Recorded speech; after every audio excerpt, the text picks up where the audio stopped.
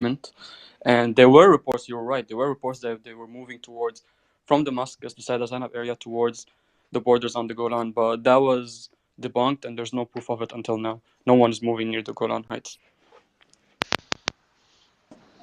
Uh, well, that's actually Yeah, I mean, good to know. Amir, yeah, I did you want to get want to? Amir's thoughts on this statement. I think this is probably the one of the better news we've seen in a while. Thanks, Mario. Thanks, Max. You know, I'm nearly covering Iranian politics. I'm young, but I've been covering for nearly 15 years, and what we're seeing here is pretty serious. Now, U.S. moving aircrafts around, moving aircraft carriers around. That's not new, but you know, Iranian Quds Force commander being in Syria allegedly, and Iranian IRGC soldiers from Deir Zor in Syria moving near to the Israeli border. This shows that if one thing goes wrong, we may all be sleepwalking into one of the biggest wars in modern history.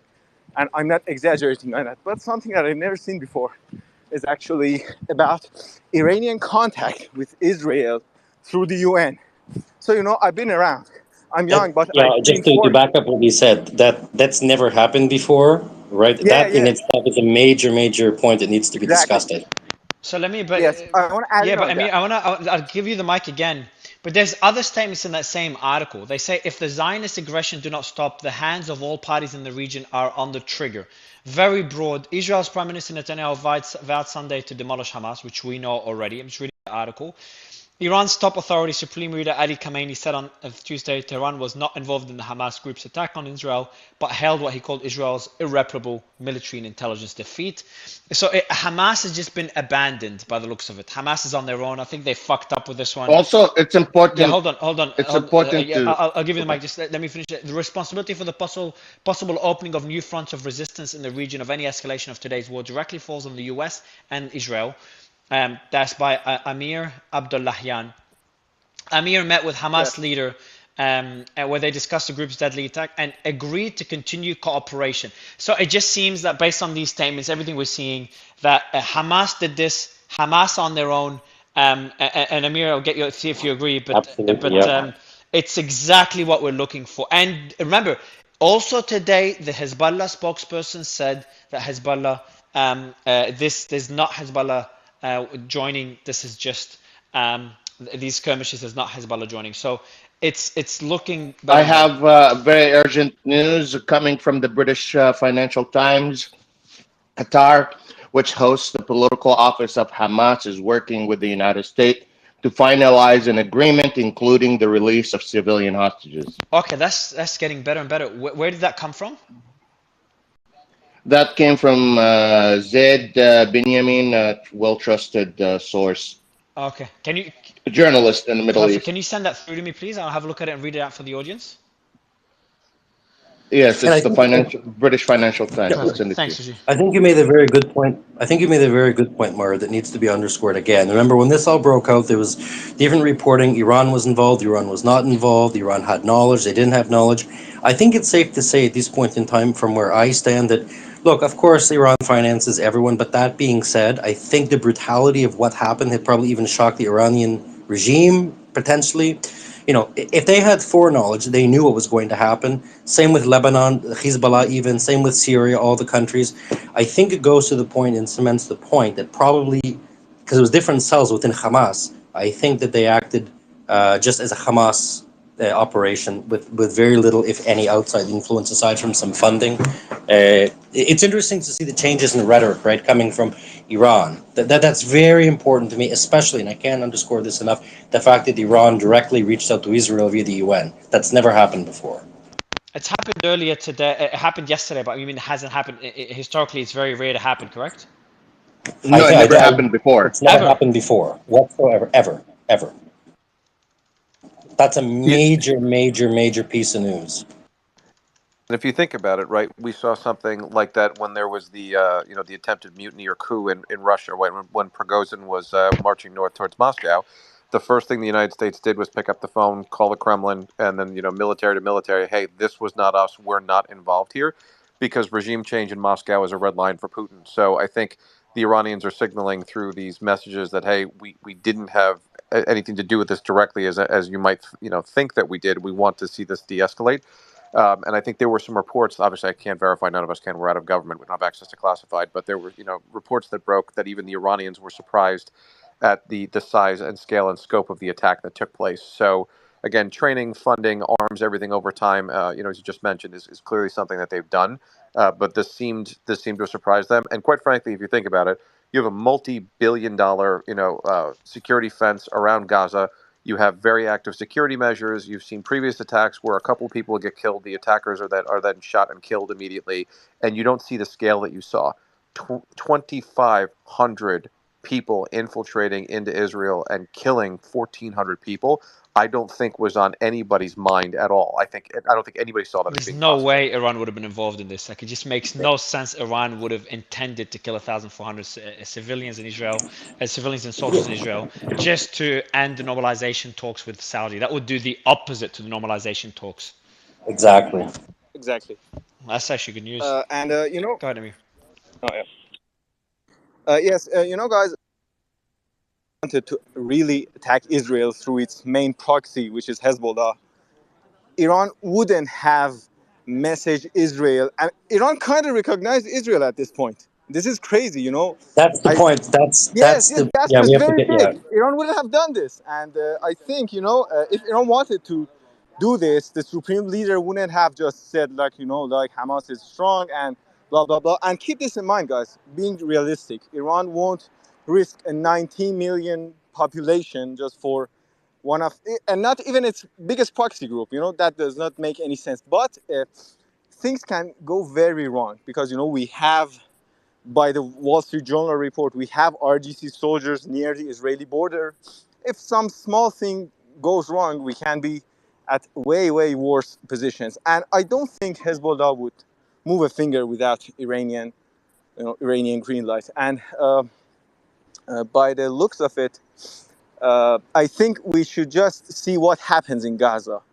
There may be some scenarios like big Israeli soldier casualties inside Gaza that can bring us to the place that may be ugly. I think the talks and the speculations should be made after the Israeli soldier attack in Gaza. And I think before that, we may remain in the current situation. But Yep. But the Iranian prime minister in the said same this time, directly. Iranians understand and know this is not the Iranian-Iraqi war, right? Like this is Iranian-Iraqi war was manageable for Iranians because technologies were matched, the ground were matched. There was not enough allies on the other side, but there is enough deterrence forces on the ground that will force Iran's hand to think twice before acting. Yep. I also Exactly, want. Waji, you're I'm right. sorry. Go ahead. Yes. Go ahead, Sorry. Alex. I was going to say, also, I serve on the Atlantic Council's N7 initiative team. So we were supposed to have a peace conference and normalization conference in Israel last week. I was supposed to land on Sunday, and obviously the attack happened, and we were supposed to have several days of talks. The reason I'm raising that is that there was participants from a number of Arab countries in the region. I can't get into specifics of who they are without permission for folks, but that was committed, and people were still going to fly. If there was knowledge from any of the regional governments that this was going to happen, they wouldn't have been, committed to send diplomats if they knew about it and decided they didn't want to say anything. Nobody canceled. Everybody was still coming. And if the Israelis knew about it ahead of time, I'm sure there would have been a preemptive strike against, Hamas targets. So I genuinely think, getting back to that point that was just made in the discussion, just spurred it, I think it did catch everybody by surprise, not just the Mossad, but all, the regional intelligence services, the United States, the CIA, MI6, all the Western services. Nobody picked up on this, and I think a commission will figure out why. But it was missed.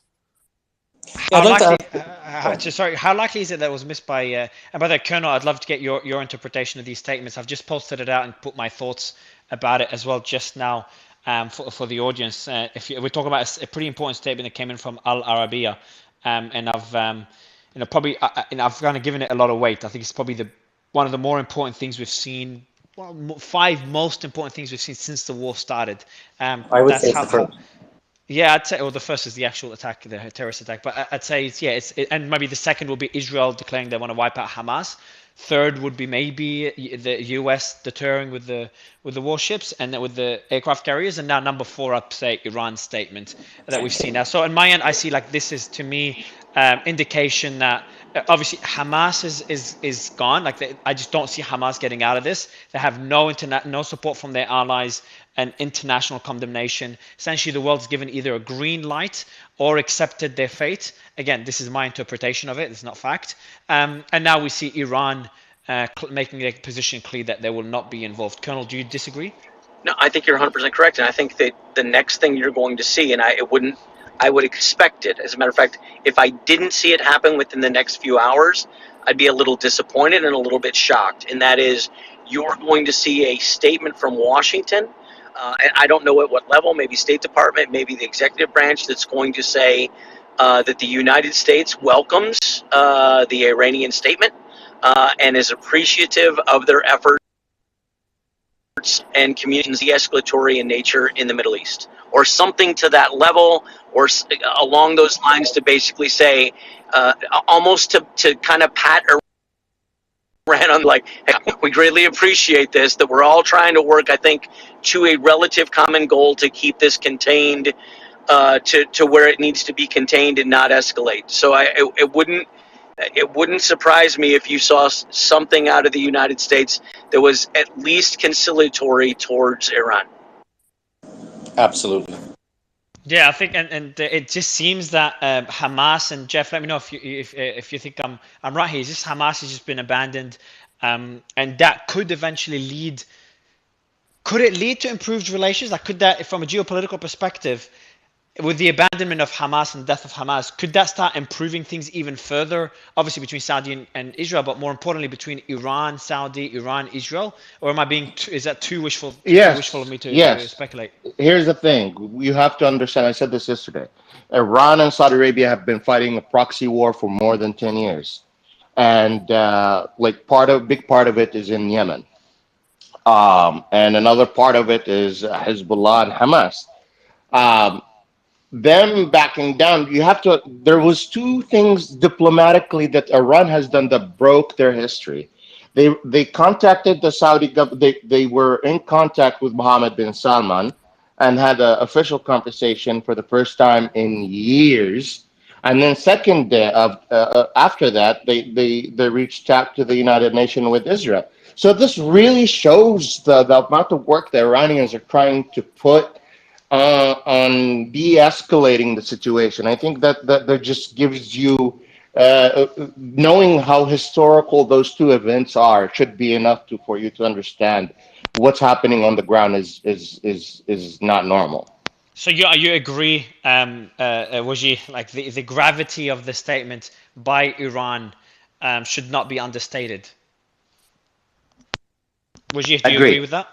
Okay, I'm glad. I want to see if anyone disagrees. I know Ronnie slightly disagrees. Colonel, go ahead. I disagree. So Mario, the other thing that when you said that Hamas is abandoned, I think you have to also remember there's probably a lot of Palestinians tonight in Gaza that are reading this who also feel abandoned as civilians, and I think that their plight, again, as the United States leadership has often said, this is not their war, this is not their fault, and I think we also have to be cognizant that they are also going to feel abandoned as well, which is very unfortunate. Hadi, you disagreed with those statements. I'd love to get your thoughts on this. All right. So first of all, when it comes to those statements, because I think the only source now is Arabia, right? Is there another source for that?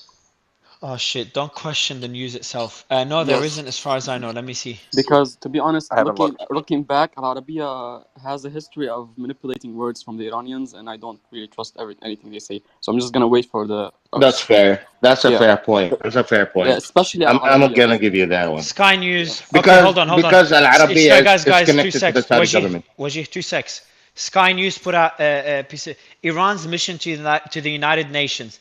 Iranian armed forces will not clash with Israel provided they do not risk attacking Iran, its interest, and its citizen. That's directly from, I'm going to quote it for you now, Group Hadi. It's directly from Sky News. And the quote is exactly there. I'd like to add just one thing very briefly, and then I'll finish with this. Hold So on, but there is. Zev, Zev, just to, I want to see if Hadi's convinced, and then I'll go to you, Zev. Hadi, does that make you a bit more convincing that Sky News Uh, reported the same thing? no, not really. I just have to wait for a source from the sides of Iran and their allies. That's when I can confirm the literal words they said. He probably could have said that, but there's something he said before or after it, because that seems like he's abandoning. I do not believe, not even 1%, that Iran or Hezbollah will ever abandon Hamas. Ever. Wow, okay.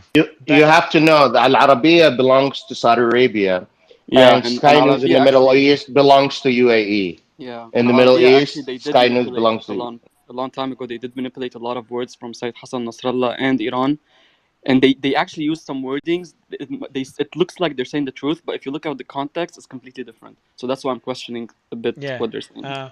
All right, let me try Mario, to get the full statement. can I have a second Yeah, with sure. Hadi, because I want to ask him some stuff too. Hadi, have you been on the spaces of Lebanese where people like Rami Naim and Tony Boulos and some politicians from Lebanon are discussing the situation? I've been on these spaces for like 3-4 days now. Have you been on any of those? Not really, actually. They're not showing up on my page because I'm probably blocked by half of them. By the way, Layla. Oh, wow. Yeah, Okay. I will send you when they're on. I'll tell you yeah, my please. observation, what I felt, and this is for everybody, for you, Mario, as well. I felt generally that the way things are discussed is a little bit different. It's not as aggressive as it used to be. It used to be like, hey, listen, we are going to make this decision whether you like it or not. This is just about the country, and we are the Mukawame, and we will make the decisions. And it's no longer like this. Today, especially today, the tone is different. Not just the jargon, not just the vocabulary, not just the words. It's also the tone. It is very vague, to say the least. It's vague. It's de-escalatory. It felt like they don't really know what they're going to be doing. And this is this is how things were said. They were talking about, well, we will only do things in these words, exactly the same time. We will only do things after we see what's gonna happen on the ground. We might need to defend Lebanon if we are provoked. We won't stand and watch. So basically, it is like, if we are provoked, we will act, which is what Walid Jumblat said. If there's invasion in Lebanon, we will defend ourselves, while also saying he'll support Hezbollah, making sure that everyone is on his side, and he's covering all of his bases at the same time. So you feel that there is a sense of vagueness, and the Lebanese politicians are starting to question the role of the Assad regime in the region and the influence, and whether this is the beginning of the end. I'm just telling you what happened from the reading of this. Beginning of the end to who? Yeah, To exactly. the For Assad the regime Iranian. and Hezbollah, yeah, Assad regime and Hezbollah in the region and their Yeah, influence. but Laila, just one thing before we continue. When you mentioned the names Rami and Tony Boulos, they are known, funded by Saudi, and they work for Saudi governments. And they if you look at their tweets, I'm sorry, I can get you right now 11 tweets from Tony alone the past 2 months where they were debunked fake, and he still kept them on his account. I wouldn't take his words for it. Absolutely, they are Yeah. more like, but they weren't talking alone. They were talking on the spaces with other people from the side of the Sunai Shia and Hezbollah. I So would love to join. Just let me know yeah, next time they have it, and I will join. absolutely. I will get you on the Yeah. spaces. So can you have? So Leila, were you analyzing the entire statement just now, or are you looking at other statements made? I'm definitely looking at other statements made, but Okay. again, I feel that there hasn't been anything issued in writing from Hezbollah, Hezb Amal, and their allies in the region. I feel like it's probably they need to strategize how they issue things, and they're right. Wajih and Hadi, Sky News and Al Arabiya are funded by Saudi Arabia and UAE, so we have to see what they're gonna say with their own words. Yes, I'm trying to get the full statement. Yeah, I've asked the team to send it through. If anyone has the full statement, but how does it usually come out? Alex, you sent us through the initial Al Arabiya report. How do these UN communication, and Zev, I know you want to speak, so I'll give you the mic afterwards, but how do these UN communication between countries, how does it work? Like, it's sent privately. Does it leak? Does it get published? How does it work, Alex? Well, the Again, provided that Sky News is not quoting, Al Arabiya English and it's not circular reporting, as we would call it.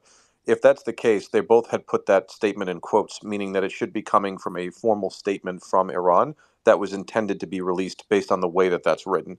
I haven't seen the statement itself, and if they did actually release one, then perhaps that's something, the source document would be helpful, and even more so if there's a one in Farsi that can be Hadi could take a look at, and then other folks give us their take on it. But it appears they're quoting from a UN statement from the Iranians.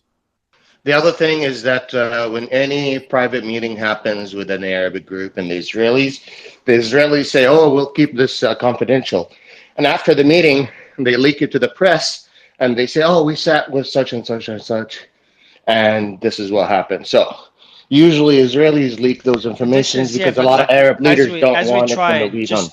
just to kind of tell the audience what we're talking about. So I've pinned it above. It's a tweet that Alex brought it to our attention. It's an article from Al Arabiya, that Alex brought to our attention, and Sky News reported the same thing. Now Al Arabiya says the following: Iran's armed forces will not engage Israel provided it does not dare attack Iran, its interests, and its nationals. Now that's from Al Arabiya, and Sky News reported the same thing. It seems Amir might have found it, the article from Al Arabiya, and we'll check if this is the right one. What is the time in GST right now? Let me see GST time. As you're looking there, Mark, the other important point to point out is that 11:43. they use quotations in both of those as if they were quoting from a source document. It wasn't just an article. Yeah, exactly. I can see it here as well. So I've got the article. Iran's armed forces, is the exact quote, will not engage provided that the Israeli apartheid, which is what Iran would say, so definitely quoting, does not dare to attack Iran, its interests, and nationals. The resistance front can defend itself. Sorry, Mario. That's Just Iran's mission. Go ahead. one quick thing. There's actually a congressman in our audience requesting. Yeah, I please can't do bring bring him him up up. though. Yeah, Uh, I'll bring someone okay. down and you can bring him up. George Santos, of course. Yeah, so this is the exact quote that was mentioned. So this sounds like exactly what we want it to sound like. It's Iran drawing that line. It seems to be verified. They've included it in quotes. Sky News must have verified it before mentioning it as well. But Zev, I'll let you introduce George Santos and take over the mic. Yes, absolutely. Congressman Santos, thank you for joining the space. It's a very good space, good panel. Mario's the best host. And yes, I've actually seen some of your posts over the last few days regarding Israel and certain members of Congress and so forth. And I'd love to hear your thoughts on the whole thing as a sitting member of U.S. Congress. Welcome, and please go ahead. Oh, thank you so much for having me, Mario. Congratulations on continuing to put massive spaces together for a good diversity of thought.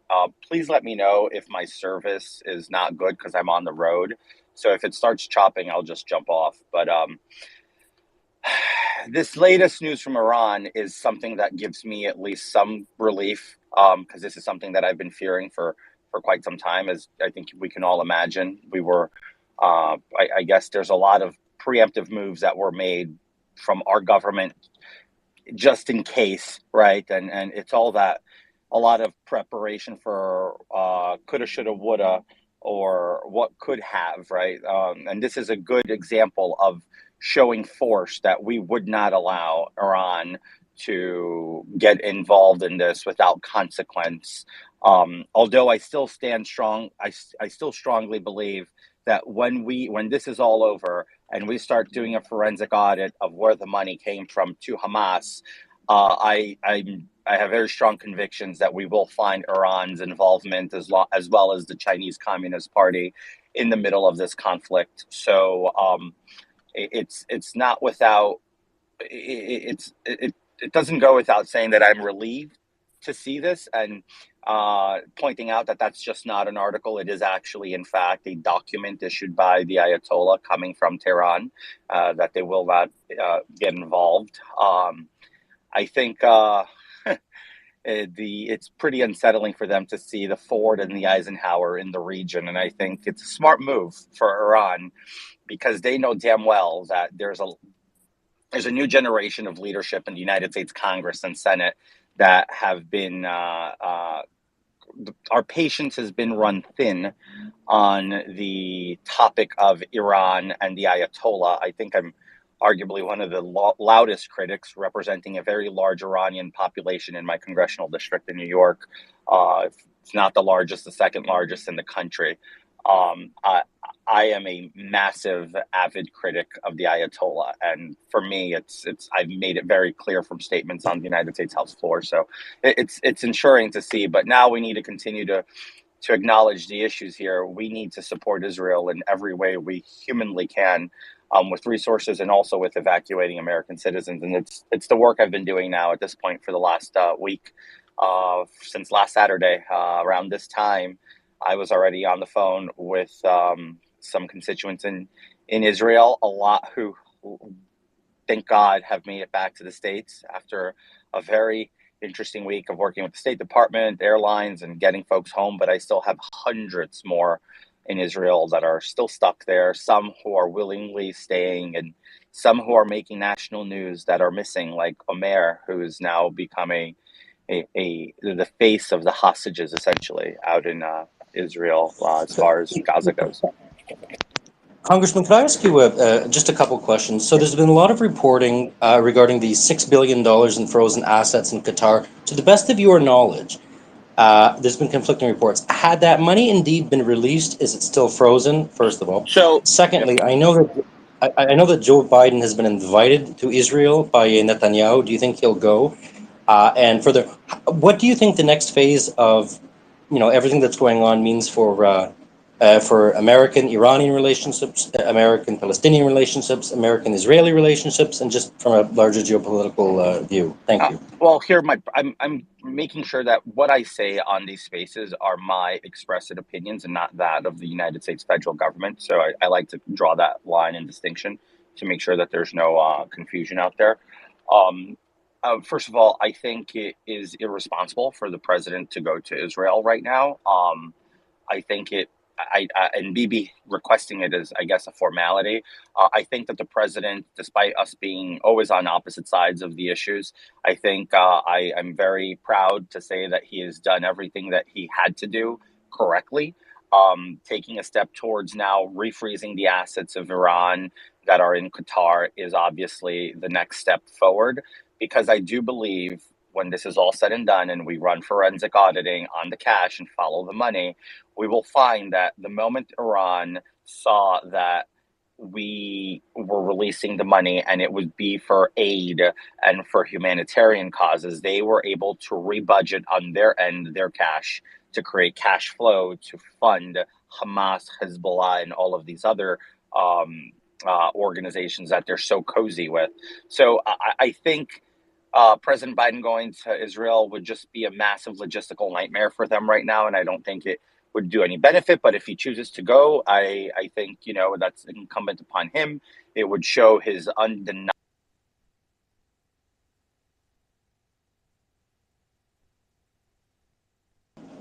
Congressman, you're breaking up. Maybe you could move a little bit. I know you said your reception might be shoddy. Hope it's going to get worse from this forward, so I apologize. I'm just going to step back and listen as much as I can, and I'll join you guys later when I have better reception within the next 30 minutes. Yeah, I appreciate Absolutely. it. Thank you very much, Congressman. Thank you. Hey, Mario, can I just say one thing? That I still didn't find any news from the Iranian side about this, but I just want to explain one thing. If it's true that he said that, when he said, it's in the Arabic translation, it says القوات المسلحة, which he means the official Iranian army. So he think he's talking about that Iran as a official nation, like in Syria, for example, the Iranian official army did not engage in any battles. It was the IRGC. So he's not denying the Iranian support and the IRGC support for Hamas. He's just saying that their armed forces, the official ones, won't be engaging in a war with Israel. I think that's what he means by it. But that does not mean they abandoned Hamas as a whole. I think, yeah. Look, that's a fair statement. It's here. Amir is agreeing. I was surprised to see that. Amir, you agree, and then and Hassan agrees. Yeah, same. I rarely get those from Amir. Yeah, I want to see Amir. Xerxes seems to have dropped out. See if I can get him back up, and then get Hassam's points on this. Amir, you agree with Hadi's statement that the Iran statement talks about their military. So who do they talk about again? Hadi, can you make the distinction? Not the IRGC. Who do they talk about? Who do they mention? So the IRGC are basically a completely different body when it comes to armed forces in Iran. I think Amir can explain further on that. And the official army did not engage in any battles since I think the Saddam War, probably. If I'm correct me if I'm wrong, Amir. Yep. Exactly how you're The Iraqi war. So, Yeah, but sure. do you think the statement, the fact that it doesn't mention this, Amir, the fact that it doesn't mention the IRGC, I don't know, like, and it doesn't mention, also doesn't mention Hezbollah. So that statement could still mean Hezbollah will get involved, but the Iranian army will not get involved. It's still a statement in the right direction. At least we know So, that. But it does not explicitly say Hezbollah won't enter. Amir? Amir, are you there? yes, Mario, you know what happened? This. Yeah, can you hear me? Can you hear me? Yeah, man, go ahead. Yeah. Yes, Sky News wrote something that they don't even know about. So, the Iranian army, actually, Waji is right. They don't engage in anything. The Iranian army has another duties. It's mainly just, defending the country. When it comes to offense, it's RGC. When it comes to defense, it's the Iranian army. I want to explain that very shortly. So, and actually, Sky News, that's pretty Two simple. seconds, What Amir, just 2 seconds. Hadi, I'm just getting Yeah. reports, but unconfirmed. If you can get someone in Lebanon to confirm that there is Israeli jets reportedly over Beirut, which I know wasn't too uncommon many, many years ago, but would be uncommon now. Can you just check with someone in Lebanon if there's jets? Layla, you're giving 100%. Is there Yeah, jets above yeah, Beirut? yeah. Yeah, They're some saying people that are they're hearing. hearing. Yeah, they're Yeah, saying some that they're people are hearing. hearing jets over. They're probably passing from by the sea, not necessarily above Beirut, but some people can hear them. But we'll check and let you know. Yeah, I'm checking. So Hadi also is correct about that. One thing Um, we haven't discussed, Mario, is Two that seconds. Sorry, before that, I just want to understand. So jets above Beirut, how common? And by the way, thank you, Rob Nunn, for the tip. But how common is that, Hadi, now in the recent conflict? I mean, now it's not common, but it's not surprising to be honest, because sometimes they do pass by like the sea area, and some people in Beirut hear them. And there's sometimes you can hear explosions. It could be a sonic boom. It happened usually when there's conflicts. We can see like the planes, and sometimes when they bomb Syria, for example, we can hear them in Beirut and other areas in Lebanon, and they pass by. And also, it's very important to keep in mind that Lebanon is the size of Vermont, so it's really small. So one area can hear the other area. It's not really a big But it's country. not common. It's not common for them to be heard above Not Beirut. above Beirut. It's uncommon, but as Hadi said, it's not really surprising. Okay, would that be a point of concern, Hadi, or not yet? Not yet. Not We yet. can probably they're Yeah, either yeah. attacking Syria or just like normal routine passing by. Okay, I appreciate it. I want to go back to the statement. I think Amir, you were clarifying, Amir, or I can't remember who it was, just clarifying the difference between the IRGC and the military unit of the Iranian government, and that they did not refer to the IRGC. But maybe Iranian government cannot make a statement on They behalf of the don't do that. IRGC. Is that a Yeah, technicality? they don't. This idea that they refer to them as different bodies outwardly, they don't do that. This applies to both the I. And by the way, the IRG, like, we're trying to make this distinction between the IRGC and the army. I believe it's there, but operationally, we've seen in Syria that's not the case. Oftentimes, we see them also even fighting together in some of these fights. But outwardly, when they say the armed forces, they're referring to all of theirs. There's never this thing where like there's this hidden meeting where, oh, we actually just talking about the army and the IRGC is free to do this. That's never how that goes. I mean, there's no So precedent. exactly 2 secs, Hadi, just to confirm on the jets, and let me know if you hear anything else. So just to confirm, this is more likely to be a show of force or a strike on Syria, correct? It could be both. We still don't know. Yeah, it's probably both because sometimes when they hit Syria, some Lebanese people can either take videos of the Israeli warplanes passing by. They're too close sometimes. Oh wow, So okay. there were videos people saw. Okay, so I want to go back to Xerxes. So Xerxes, I appreciate the clarity. So that's what I thought. Like the United Nations ambassador or the United Nations communique for Iran cannot make statements on behalf of IRGC. So but then what are your thoughts on the statement? Yeah, I think it's really interesting. I'm still wrapping my arms around it. I think it's interesting to like directly, involve Israel in it. We really haven't seen that. So, do I think it's going anywhere positive? Like I think someone mentioned, like these overtures are going to lead. No, it's never going to go that way, and it's never going to go that way. And I don't even think Khamenei wants it to go that direction. when it comes to any sort of normalization. We mentioned in Israel and the Islamic Republic, never going to go that way. But those are just my thoughts on it. I'm still waiting. There's a lot of stuff coming out that I'm looking at, but those are just 2 cents I had on that topic. Yeah, so that There's quote just something says, that we haven't. There's something that we haven't discussed, Mario, and what's that? that is the fact that the United States have frozen the Iranian assets will have effect on future negotiations between the United States and Iran on anything, on Yeah, anything. but let's see what happens if Iran. This could be a temporary measure that would be lifted. Could be even a symbolic or political move that would be lifted soon, assuming Iran or Hezbollah would not get involved. So this is more deterrence as well. So now, so Alex, like we've got multiple, just And a few things we happening. do. Go ahead, We Alex. have more breaking news there, Mario, as well. And it looks like, again, I'll get a couple of sources on this, but Israel said it's working with the UN on creating, quote, a big humanitarian zone in southern Gaza. I don't think I've seen a statement like that previously since this began. Yeah. Thank you. Okay. I think I saw a report that I'm not having time to look at the group. Let me just see if I've got that as well. We do have reports of jets above Beirut, but we're not concerned yet. Maybe they're on the way to Syria, or maybe it could be show of force. And we do know there's strikes within on the southern border, on the Lebanese border, on Hezbollah targets. But now that we know there's a humanitarian corridor as well, this is more good news. So that's pretty good. This last hour has been good news after good news, obviously There's in a also one very more dark time. thing. Al Jazeera is reporting that Hezbollah started targeting Metula, Israeli settlements in near the borders as well. I'm going to Just confirm now? that and let you know. Yes. That was. There's been reporting about that over the last 12 hours. I Yeah, think but maybe it's it's misread. probably happened again. Yeah, can you, Alex? Can you send me through that report on the humanitarian corridor? Please send it to me on Twitter. I appreciate you sharing that news so early.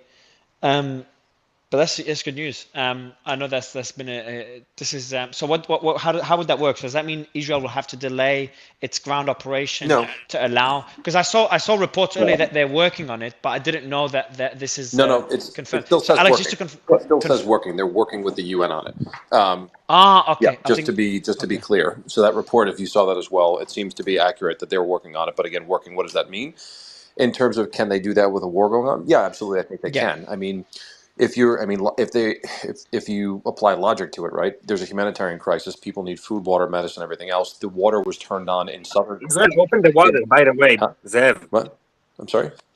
Sorry. Israel opened the water. You said they need water. Yes, Israel opened the water. Yeah, that's where I'm going I with this right reported that. now. Yeah, Is that's correct? But they didn't yeah. Go open ahead, it to Alex. all of Gaza, and that's exactly where I was just going with this. They opened it to southern Gaza, so people, if they need those supplies, are going to have to go south to go get water and everything else. So I think we're going to continue to see things along those lines. So how would it work, Mario? As you mentioned, I think it would probably be through Rafah, and I think it would probably be in southern Gaza where the supplies would come, where the water would be turned on.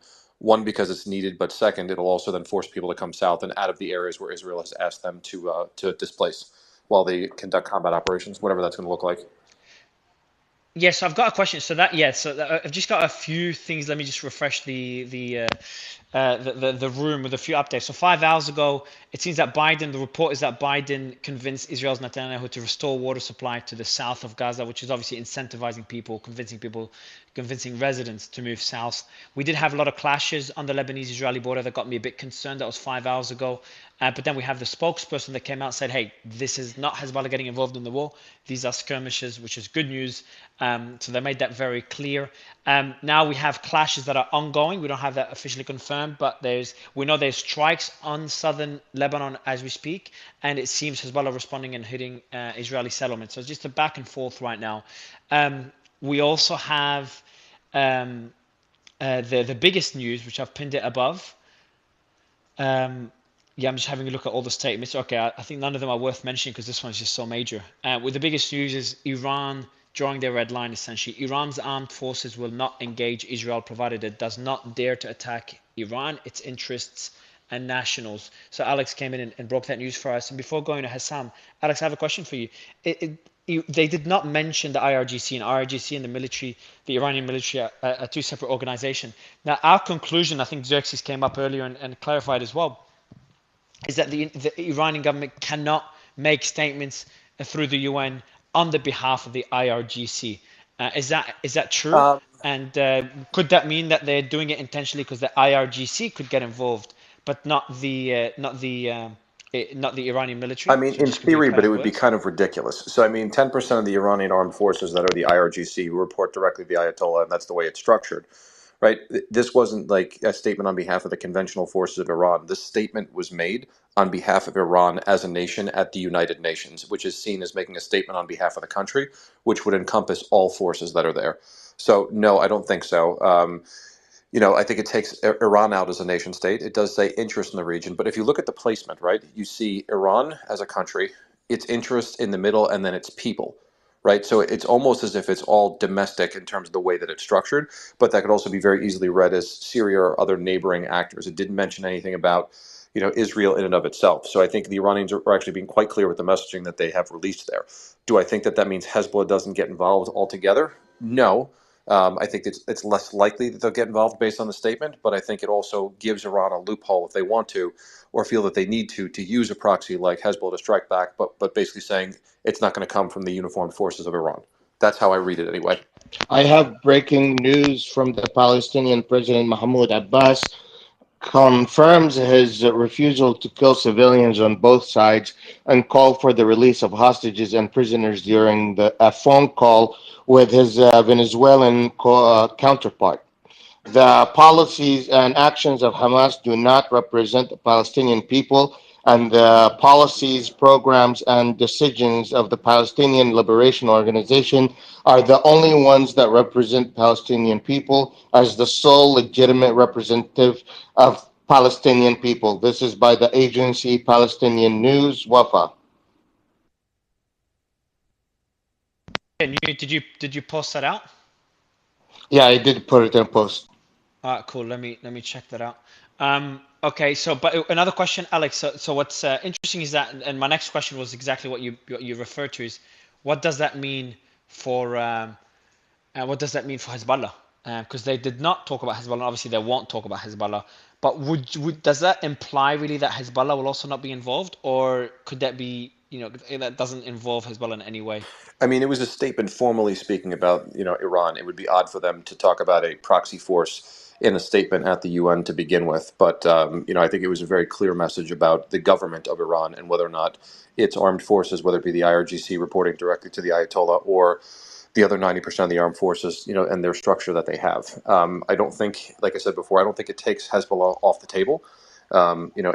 If Iran's go-to, if we just look at the way they operate in general, is they would prefer to use proxy forces for a few reasons. I mean, Hezbollah was founded in part for a couple of reasons, right? Iranians are Persian, right, speaking Farsi in terms of a people, different language, different ethnicity, and then you have Lebanese Arabs who speak Arabic. There's the tie going back to the Safavid dynasty and the Lebanese scholars that helped to convert the country to Shia Islam. There's a long-standing history between the two countries that are there, but you have Lebanese Arabs who speak the language who then are able to more easily work with folks in the area. So they've always been seen as a go-to for ease of use as well as plausible deniability. So Iran a couple days ago again made that statement that if Israel is going to escalate and they're going to go into Gaza, then Iran is going to have to get involved. Somebody made a very public red line statement when they approved that basically forced Iran's hand. And either somebody made a mistake, it was too bellicose, or they actually thought they could get the Israelis not to go in on the ground. I think now that it's become abundantly clear that that happened, they had no choice but to sort of issue a new statement because otherwise they were kind of backed into a corner with the words that were used. So that's at least how I'm reading it. I mean, again, that's without the linguistic or cultural context because I didn't see the original Farsi that it came from. So I would defer to any of the Iranian native speakers and with their cultural lens to provide their perspective. Mario, real quick. Yes, it is confirmed that they heard the Israeli airplane fly at low altitude over Beirut. But nothing happened since. Obviously, it was just either a show of force, and we'll see something in Syria, I guess. Yeah. Just confirming that yes, it is over Beirut and at low altitude. It's like I swear, it's like they're all waiting for us to start a space, and then they start doing shit. And it's like the Iranian president is waiting for us to start a space, and then he sends out that statement. Israeli warplanes are like, all right, he started the space. Let's go over Beirut. So the statement by the Palestinian president before going to the Hezbollah, he says the policies and actions of Hamas do not represent the Palestinian people. So I'm reading what Wajih already mentioned. And the policies, programs, and decisions of the Palestinian Liberation Organization, PLO, are the ones that represent the Palestinian people as the sole legitimate representative of the Palestinian people. So essentially distancing himself from Hamas. Now, I don't know the history of Palestine as others. I know the PLO and Hamas are not friends. I know that there's a struggle between them, power struggle, and that could be even a reason some people are saying that Israel wanted to have Hamas there in the first place. But that statement, does it hold any importance considering the circumstances, or it's essentially Let me what you'd expect? let me explain what I've heard. Actually, the PLO, the person who was the former PLO kind of an ambassador in Lebanon or to Hezbollah, actually issued a statement supporting Hamas action, and then at some point he deleted it, and there was a pressure, strong pressure from the US on Mahmoud Abbas to issue a condemnation. So what you're seeing right now is kind of a half condemnation, just saying that we are the true representative of the Palestinian people and only we can take action, something like that. Mario, as he mentioned there too, I think it's important to note that both of these statements came out right about the same time. So I don't know if that was coordinated or purposeful, but it's rather interesting that at the same time you get that statement from Iran through the UN, you get the statement from the PLO. I And doubt what do you this think? would be coordinated. And Alex, what do you think of that statement by the PLO? I mean, I think it's pretty substantive. I think that was just mentioned here. It's very clear that Mahmoud Abbas is distancing himself from what Hamas is doing. Calling for the release of hostages, which was also talked about earlier, that they're the legitimate representative of the Palestinian people. They don't condone sort of what has taken place. So it says a couple of things are possible in the background, right? Is it possible that Hamas has been asked to do things that they've refused to do, and people are potentially distancing themselves? Do they see what's coming potentially, and that they want to distance themselves from that? There's a couple of different things there. It's also, if I heard correctly on Jake Tapper on CNN earlier today, he asked the Israeli ambassador, what the intention was for Gaza afterwards. Do they intend to have the Israeli military back in there as sort of, a force? And I think the answer the ambassador gave, if I'm not mistaken, was no. So if that's the case, right, there may be a need to turn something, back over to someone to manage the area after a ground operation. But as someone rightfully said yesterday, Mahmoud Abbas in the past has made it clear. I think the quote was that he would not go into Gaza on the back of an Israeli tank and be seen to be doing, Israel's dirty work, is how it was phrased the other day by one of the speakers. So it's interesting. He's definitely distancing himself. The reason why and the timing is as good as guess as mine. No, I appreciate that. I do want to go to anyone else that can give me a bit more context on that statement. Anyone on stage, jump in. The PLO statement and whether the correlation with Iran's statement in the UN, whether they play any role. Anyone else? Can we hear from Hissam about the Iranian statement? I would like Yeah, to hear sure, from him. Hassan. Of course, man. Go ahead, Hassan. Yeah, so a couple of things regarding the Iran statement. First off, I do not believe that that was a coordinated statement. Second, regarding the Iran, I think we are just discounting the pretty much words that was being stated. Considering and assuming that is coming from the Iranian part, Iran is talking about the Iran and its interest, nationals, and the like. So Hezbollah and Hamas are the Iranian interests. So I just wanted to be very clear here that Iran sees that as its interest because of its national security. Just think about it. And on the other aspect, I feel like something that we are discounting here is the fact that for over 20 years, the U.S. had a strong presence in the region, specifically in Iraq and Afghanistan, and their main goal was to eliminating the Taliban. And think of it and look at it, where are we at after 20 plus years, and we are seeing the Taliban is back, and right now we're talking about the annihilation of the Hamas, and I feel like it would be a little bit just not counting all the aspects into the account, and just like being wishy-washy or being quite optimistic or hopeful regarding what we want rather what is really happening on the ground.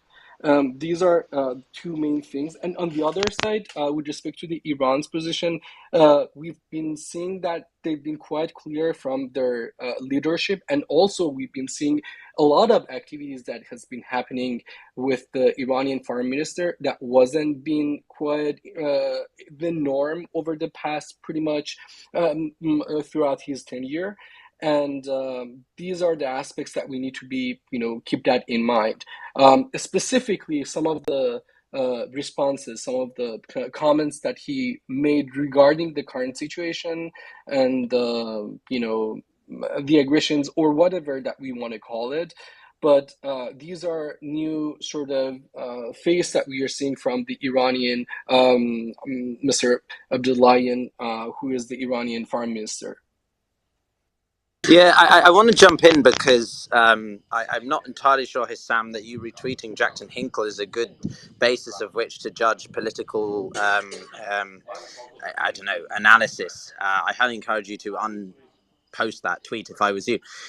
Look, I'm just going to jump in because, the Iranians, I said this last night, the Iranians are making it very clear that they have no interest. I called this about 5 days ago. The Iranians have and had not any interest in engaging in this war. They have no interest in directly engaging the Israelis in a conventional kinetic warfare because it has absolutely no strategical benefit to them whatsoever.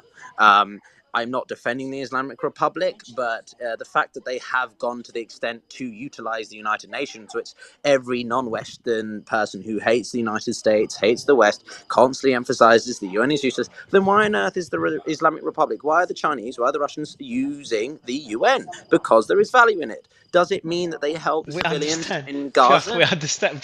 We understand. We love the UN. It's okay. No, I'm not saying that. No. Don't simplify my words, mate. I'm not saying I love the UN. I'm just saying that when people... They are important. No, but when they say cut and dry sort of, hardline points about it being a non-existent body... Did you read the statement? Yes, I did read the statement. The Iranian one. Yeah. Are you as happy as we are? Because Alex came in and gave us some breaking news, and everyone on the panel, except Hadi and maybe one other speaker, it was very, the only question they had is that, hey, does that include the IRGC? And we kind of concluded that it does. The IRGC is an arm of the Islamic Republic. Khamenei and the Supreme Council can't ultimately control what the IRGC does. The IRGC is... So what are your thoughts on the statements? Well, my thoughts on the statement are, as I say, I don't think that they're going to do anything that exacerbates the situation. I'm not saying that we can't be fearful of a northern front. I mean, Hezbollah is still somewhat of an independent actor. If they're really stating that they've got 130,000 missiles aimed towards Israel, which is not exactly a normal quantity to sort of state, then one has to treat them as a genuinely sorry, it's a bit windy here, as a genuinely scary actor. But I'm trying to keep this narrow to the Iranian comments in the UN, because the UN, for people who don't work in it, they've never had any experience in it, it's a very unique entity. It's the attempt of the human race to bring people from all sides of the world to talk about politics and try and get something done, which is why when things don't often get done, well, it's unsurprising. And then when you get a climate change bill through or a resolution through on condemning X, Y, and Z, it's actually quite an achievement, even if it is just words. So the Russians that are pushing through this draft resolution that I think is meant to go to the Security Council either Monday or Tuesday next week is important, because they haven't called Hamas out by name, but they've explicitly mentioned Israel and Palestine, which is important for Palestine as a country that wants recognition and legitimization, and Israel for being a culpable actor. So my bottom line is that this is important. The Iranians clearly don't want this to exacerbate. They're sending a clear signal to the West, i.e. the Americans, that they have no interest in engaging with them. I don't think the Americans, and maybe Alex has a comment on this, want to genuinely leverage their carrier strike forces in the region. And I think we can put this to bed. I mean, inevitably people will still talk about it. But for me, as someone who's worked in the UN, looks at it macro scale, I don't think it's going to get there. One last question. Do you think that statement, so what we're trying to figure out now, does that statement reduce the likelihood Hezbollah will get involved, or has literally nothing to do with Hezbollah? Does not reduce it or does not increase it? So that's a really, really hard question for one simple reason, which is Hezbollah is a non-state actor. It has no representation in a body like the United Nations, no representation in a body like the EU or, I don't know, the Arab League, right? It doesn't have, so there's no ability to conduct high-level diplomatic engagement at a cross-border multilateral level, right? If we had a council, let's call it the council, just for fun, and it involved non-state actors, so this could be MNCs, Facebook, Tesla, major companies joined together with countries, and we talk about stuff. But we don't have that. We only have countries meetings based on country stuff. So it's really hard to tell whether Hezbollah will feel abandoned by Iran, or whether this is a reassurance for leaders of Hezbollah that, you know, they don't have to feel obligated to get involved. So it's Mario, tough can to I? tell, but Sorry. frankly, I feel Yeah. reassured, not Go ahead. more Okay, concerned. just Mario, I have something Yeah. about the statement that it can debunk it. By the way, so Oh, don't Arda- debunk it, man. Come on. Like, we're just trying. We need the good I'm sorry, news. Mario, but I told you there's something. I told you there's something wrong with it. So okay, so the Iranian ambassador in Iraq, he's just said that everything that represents the actual position of Iran comes from Abdullahian. What is being circulated right now from the Iranian ambassador in the UN, he denies it completely. That didn't happen. I think it was an answer to a question that was taken out of context and some words were cut out. Sorry, Mario. Fuck. I'm just gonna send you the Can you source. send me? Can you Yeah, send me the source? I'm gonna send you the tweet right now. This is that pisses me off. Let's have a look at it. Let's break it down first. All right, did you send it through Hadi on Twitter or on WhatsApp? Oh, there it is. Thank you. Yeah, all right, so we have Al Arabiya. All right. It's called Al Rabi'a, but it's written like Al Arabic. Al Rabi'a. Is it legit? Yeah, it's an Iraqi. But I'm gonna get because he said it for the Iraqi news outlets. So I'm gonna see what other news outlets he talked to. Yeah, the team is the team is agreeing with you. Yeah, but I mean, I kind of suspect. I told you from the beginning. They always take things out of context, especially it's from the UAE or Saudi outlets. I'm sorry, this always happens. Okay. All right, let me check it out. All right, so I'm gonna read out the tweet. The Iranian ambassador to Iraq about the clash with Israel in an exclusive statement to Al Arabiya. When he says the clash, okay, the war. The official position of the Islamic Republic are what is expressed by its foreign minister Hussein Amir Abdollahian, denying what was circulating through the media, citing the Iranian mission to the United Nations. So essentially, and this says Ajil, urgent, Ajil. Okay, so essentially what we see now is the statement of the. So what does that mean? Is Alex? What do you think? I've muted everyone. Sorry. What is that, Alex? We're going through it. Does that mean that the Sky News messed it up, or Al Arabiya messed it up? Or are they backtracking maybe just for a public position? There we go. Sorry, I just got muted here. Interesting to know, right? So if this was actually a statement and it's being again quoted in multiple outlets as coming from the UN mission to the UN, the Iranian mission to the UN, if I'm not mistaken, the Iranian mission to the UN was also the same mechanism that was used to deliver the original message to Israel, which was the comment that was made. It was the first time, in history that sort of thing had happened between Iran and Israel, if I'm not mistaken.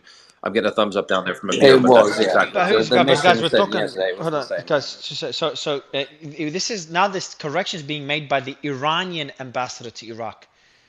So what? How much authority does he have? I mean, he's the sitting ambassador on behalf of Iran to one country. I mean, Amir, I saw your thumbs down there, but that's exactly what happened. I mean, it was the Iranian, through the UN, where that message was delivered to Israel originally. So a couple things happened. Alex, sorry, I didn't disagree with you. Actually, that message was delivered through a UN diplomat in Lebanon, not the guys in New York. Yeah, Thank you. I didn't want to disagree with Oh, you. okay. That was it. Actually, because after this, if you don't mind, you're based in Tehran, and I'm an American. I don't have the same cultural lens and everything else. I would definitely like your take on kind of what we're talking about here, because I don't really have credibility in that sense, and nor should I, for that matter. But when he says when he says he denies the rumors, does that mean this is completely false, or this is No, taken that's out of because context? I'll let you know why. Because there's now reports that this was not a statement. This was an answer to a journalist. It was taken out of context, and apparently he said at the end of the statement that the resistant axis and the fronts are strong enough to defend themselves. So he said it in a way that they don't need to get involved right now. But Okay, Yeah, so that yeah. part was taken out. well, but he just made the same. He just made the same Bilateral, point then, Hadi. Yeah, if it actually, the conversations between states are more likely to have clarity to them than a statement that is fleshed out towards a very the UN is very much about optics. So countries spend ages redrafting and drafting again, completely going from scratch statements that they then You do have deliver on the grounds you, of the UN Security Council. you do right. have, just a heads up, Piotr. You do have a lot of background noise. I know you're probably out. Uh, So the that's answer why I just the jumped answer to in. that one really quick, Mark, on that one, because I'll turn it over, is if it was an Yeah. answer to a journalist, right? A couple of publications picked up on it. So like I said before, it's either Al Arabiya got it wrong, and then Sky News, picked up on it, and then it's circular reporting, or the two outlets heard the same thing, and then as Samir mentioned, potentially out of context, right? That that they got it wrong there. If there's starting to be news reports that are circulating all over the place that this is wrong and this is not, in fact, the position of the Iranian government, I think that's probably a reaction from the Iranian ambassador to Iraq. I think you'll get a formal, response from the Iranian government if this thing starts to really, circulate and it's not actually true. So, the indications right now, as they're just mentioning, is that the Iranian ambassador to Iraq is walking it back, but he speaks for the Iranian government in Iraq. He's the Ayatollah's, it's just any other ambassador. It's the head of state's personal representative to that country and the senior most official from that country to wherever they're being sent. This type of a statement, especially, would have to be correct either at the UN or from the Iranian Foreign Ministry, if that's where it's in fact coming from. Yeah, no, I want to echo Alex on that point. It's very important to get these sorts of things. If you make a mistake at this level, then the backtrack is a. We've seen this happen a few times with the Russians and the Chinese and the Americans, depending upon the situation. So any of the It's P5, Sunday if in the they US. It's say Sunday again. in the US and it's Sunday in the US and it's a holiday, whereas in Iraq So what's your point? is a The business UN day. does meet on So Sundays if it warrants a severity. I that mean, they had a behind Two closed secs, doors meeting but two last sec, week. So Hadi, just 2 sec, it's an important guys, 2 point. secs, Anyway, 2 the seconds, bottom line I also want two to sec, echo with Hadi, Alex's point Piotr, 2 is that sec, the but before okay. that, Piotr, I don't know if you can hear me. Hadi, can you go back to the statement? So the Iranian ambassador to Iraq denies the above initial official UN communication, but in answer to a journalist. But then you said he then what? He then says something that they're No, able no, to defend themselves. that's not him who said it. I told you, there's other reports now saying it was like a page on Telegram they usually share like news about Iran stuff. They said, I'm just waiting for confirmation of that this was an answer to a journalist's question. It was not a statement. It was the Iranian ambassador didn't say that, but some reports are claiming that was an answer to a question. But I think we have to wait until we see if Oh, that's this is okay. And then, but then you said something after it that someone that was making the clarity, and I think it was the Iranian ambassador, because that's the article you sent me.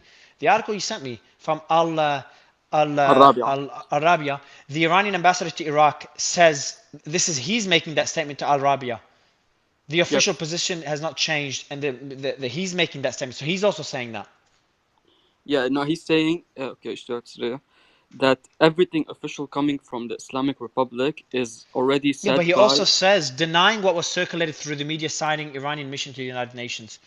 So he denied Yes. that particular claim. Okay, so Yeah, you yeah. He denied explicitly that. okay, Yeah. okay. But did he then? You said that who says then afterwards those Hamas and other groups can defend themselves? Because that's an That important was statement. another report that came before that, before the Iranian. Some people were trying to, I think, claim that this was an answer to a question, and it was taken out of context. But this is not official. No one official said that already. I'm just Okay, saying that there were reports like that. I understand. And can you go back to the report of Iran saying that the groups can defend themselves? Do you have that? Yeah, this is the one that unofficial pages talked about. So I'm just gonna confirm it Okay. and let you know. But Okay, but probably not it's the also Iranian false if he ambassador denied didn't it. say that. No, no. Okay. Okay. I'm sorry. I'll Mario, go back to yeah. Go ahead, James. Yeah, guys, yeah, can I just offer you some quick advice? Go to the Iranian government website. You'll find a tab that should have UN delegation at the UN for said country, and they should, if they're a responsible and reliable member of the Security Council or whatever, if they're on the council, they should have all the statements that they release towards the UN General Assembly and Council. They should have those published and released on their website. Could communication like this be made in confidence and not meant to leak, or No, no? no. Well, yeah. I mean, it's possible, but I mean, there is an entire other angle to this, which is the Iranians claim that they said all this as a feint, and then it's all actually a complete lie. I mean, the Iranians have been known to do this. So, I mean, personally, That's what as I I want to say, say. say again. Sorry, Cool. Piotr. That's what I want to say exactly. What if they Okay, are sorry, buddy. doing this? So, sorry. Why are they saying this now? Why they are Hezbollah attacked this morning? Hezbollah is stopping the cameras. Maybe Hezbollah wants to attack, and they are saying this so that the United States don't have a reason anymore to attack Hezbollah, even though they put a red line. But we know that the U.S. has backed out of some red lines in the past, and they are using that statement to distance themselves so that Hezbollah can have a direct front with Israel. And this is why Netanyahu asked Biden to come visit Israel to show a force of unity, because they are feeling that there is a lack of solidarity. I'm not saying they won't give them money. I'm not saying they won't support them in the context or in the rhetoric, but they might not support them military if Hezbollah just opens a front on the top and Iran is not involved. This is the big question that I'm asking myself. There is a lot of subject where Israel doesn't feel like a superpower anymore. I'm not saying superpower, but when you have Superman behind you, you go in head first. You don't wait, you don't calculate, you don't take your time as much as you're doing it right now. This is my point of view on the entire situation as someone who's looking from the outside for the rhetoric, for the discussion, for everything that's happening for the last couple of days. So I don't know if appreciate that, someone. and I would just say from my experience, James, that if countries do want to make diplomatic feints, they would do so just based on a unilateral, that they'll just publish the statement. They won't not go to the effort to get because the thing about the UN is you also have to get a lot of countries on board to sort of, if you're wanting to put, say, a resolution to the council, for example, you need to get backers originally to that. So, for example, Malta was one of the first countries to raise the idea of a humanitarian corridor, and then the Brazilians and I think the Emiratis supported it. But I don't think that was what happened in the closed door meeting last week.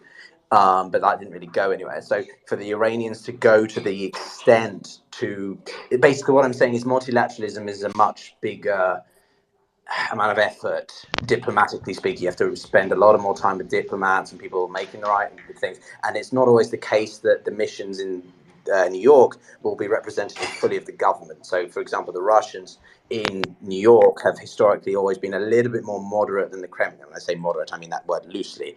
So I still believe personally from my experience that this statement that the Iranians have shared isn't a feint, and it is serious. I'm not saying again that I know which way the war and the whole situation is going to go, but I kind of take the Iranians at face value. Which one? So just quickly, Piotr, before going to other speakers, which one are you taking at face value? The reports of that UN communication, or the statement by the Iraqi ambassador? If I heard you correctly, because it was a bit choppy connection, the former, that the Iranians don't want to get involved more than they have already, or whatever, the historical whether this is official, whether this is official or not, it just seems that Iran doesn't want to get involved. I think even I'm that more statement, inclined to think that because it's the highest level of global governance that we as a humanity have, and any country doesn't want to jeopardize that. Then the question would shift, and Edify, you're recommended to come up first time you're on stage before going to Noga. Edify, Ben, do you wanna go to Edify? Yes, Edify. Yes, hi guys. Yes, do you have something to add about Hezbollah or Iran? Hi guys.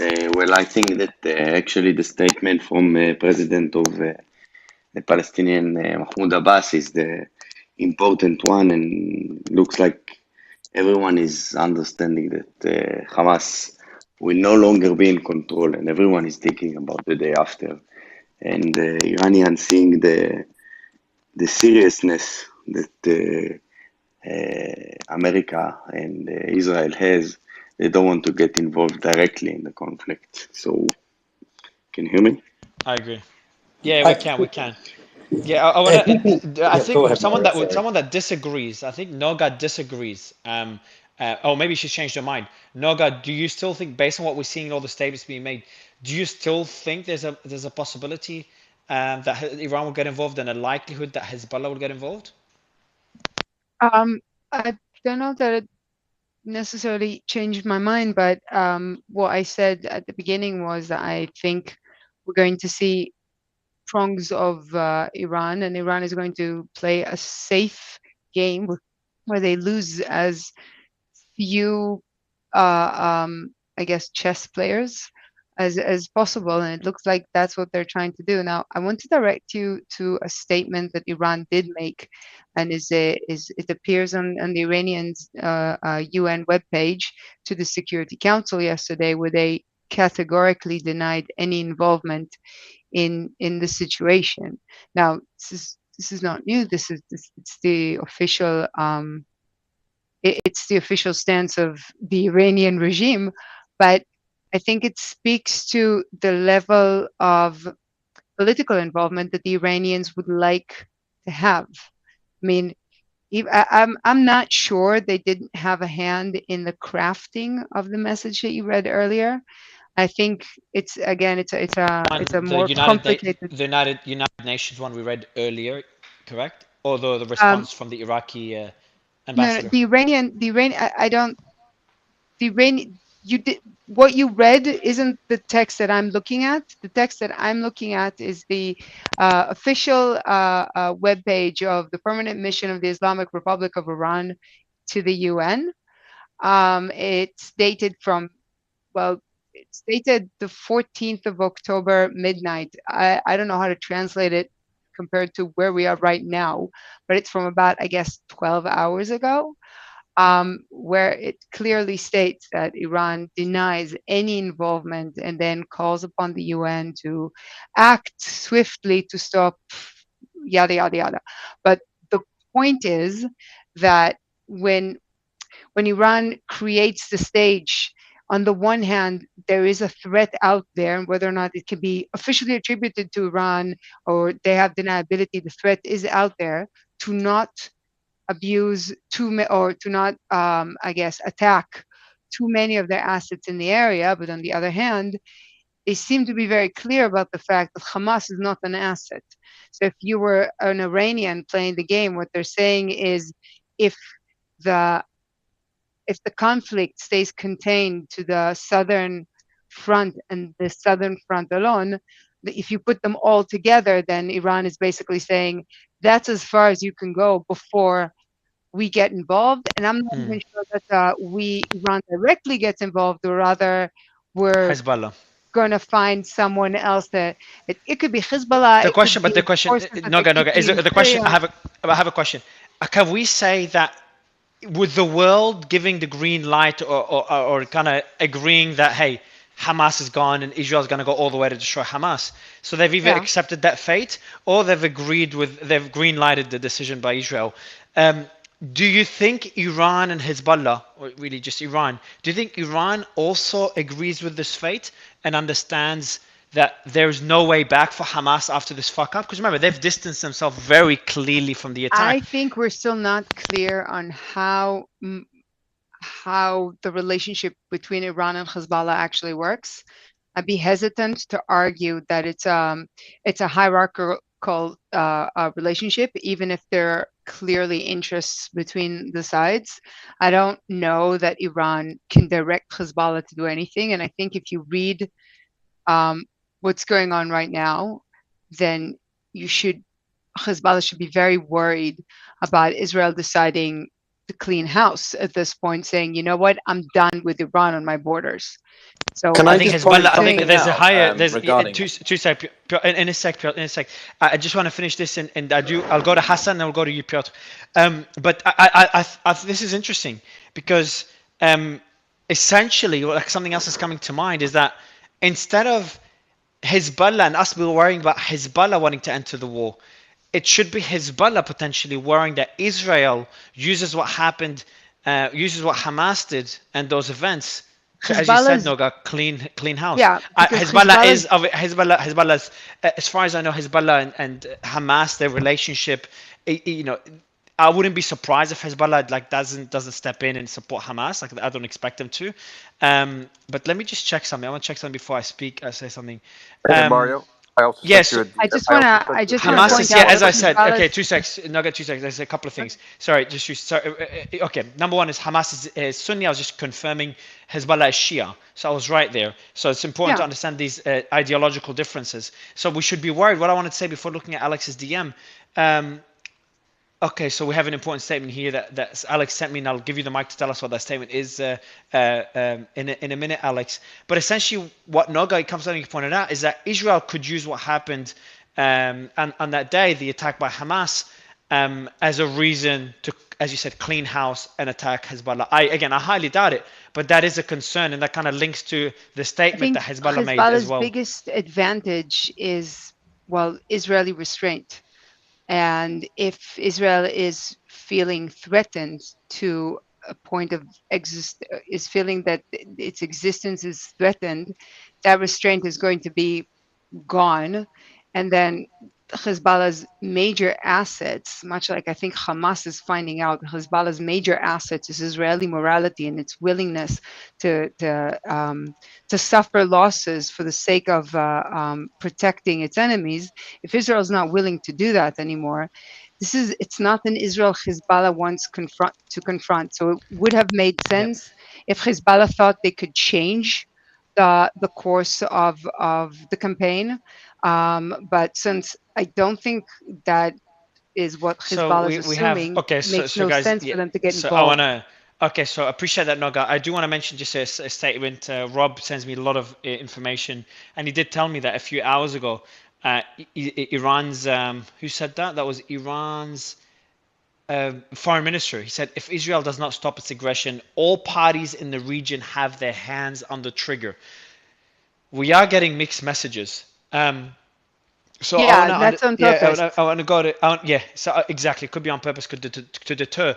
Alex, also I want you to read out or talk to us about the statement that you've just sent me. I appreciate you sending that through. No problem. Hassan's been waiting. Do you want to let him go and me go after? Or how would you like to do it? I want you to read that statement. That will go to Hassan Okay. after, because I think Hamas can comment on the news that you sent me. Okay. No problem at all. So this is from a CNN article, and again, the link's there. I posted it in the chat, and I believe it was Ambassador Herzog, who's the Israeli ambassador to the United States, when asked by CNN's Jake Tapper, kind of basically what's your intention? Because there's really been a lack of clarity as to what the end state was. The only thing that was clear is, hey, we want Palestinians out of northern Gaza because we're going to conduct an operation to, with the explicit goal of, destroying Hamas's military capabilities. But as we've been discussing the last couple of days, what does that actually mean? If they're gone, who takes back over? Is Fatah and the PLO going to take over? Is no one's going to hand it back to Hamas? What exactly does it mean? The ambassador's words were very clear. Quote, we have no desire to occupy or reoccupy Gaza. We have no desire to rule over the lives of more than 2 million Palestinians, Herzog said. Yeah, and on top of that as well, before going to Hassan and getting his thoughts, also got news that the Rafah border came from Ocean Defender. The Rafah border crossing between the Gaza Strip and Egypt will be opening tomorrow 9 a.m. to allow the evacuation of foreign nationals into Egypt, while at the same time allowing the transfer of humanitarian aid into Gaza.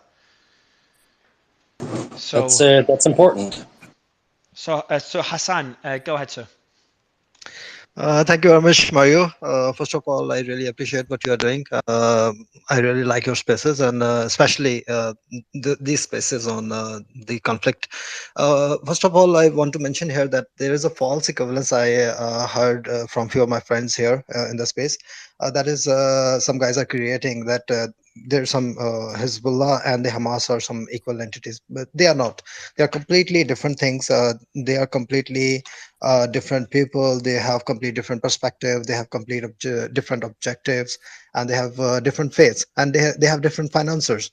Hezbollah, is being financed by, as alleged, by the Iran, and the Hamas was actually being financed by earlier it was financed by the Qatar and the Saudis, it was alleged, and they have different powers, and there is a balance of power between the Israel and Hezbollah, but not between Israel and Hamas, and they actually don't know each other.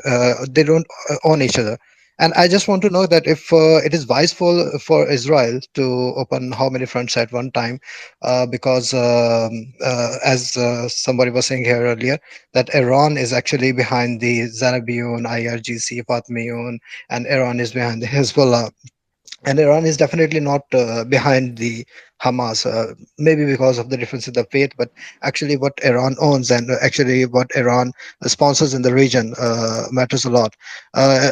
In the recent conflict, what I see, there is no Iran's involvement, and Iran has categorically denied and actually condemned, somehow condemned Hamas for the atrocity that it just carried out. Sorry, And could you repeat? Sorry, Hassan. Could you repeat that? Who condemned Hamas? Iran condemned the Hamas? yeah, actually, in a way that Iran is not owning the actions of Hamas, and it is actually sidelining itself. And I think that's a good point. That's a really good point that you make. Sorry, I interrupted you. Go on. yeah, and then there are some red lines that everybody is defining. I think that nobody at this moment is ready for the war. Not even Israel, not even USA, not even Iran, not even Hamas. Nobody is ready because everybody is defining the red lines.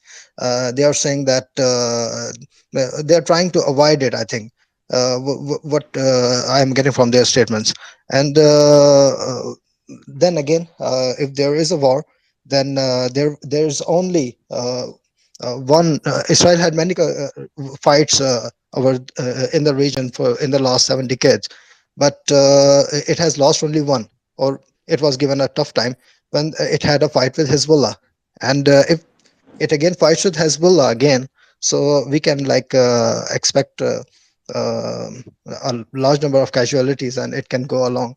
But Hezbollah and Israel are not in a position to start that big war because it's a big headache. It Yeah, I involves big. agree.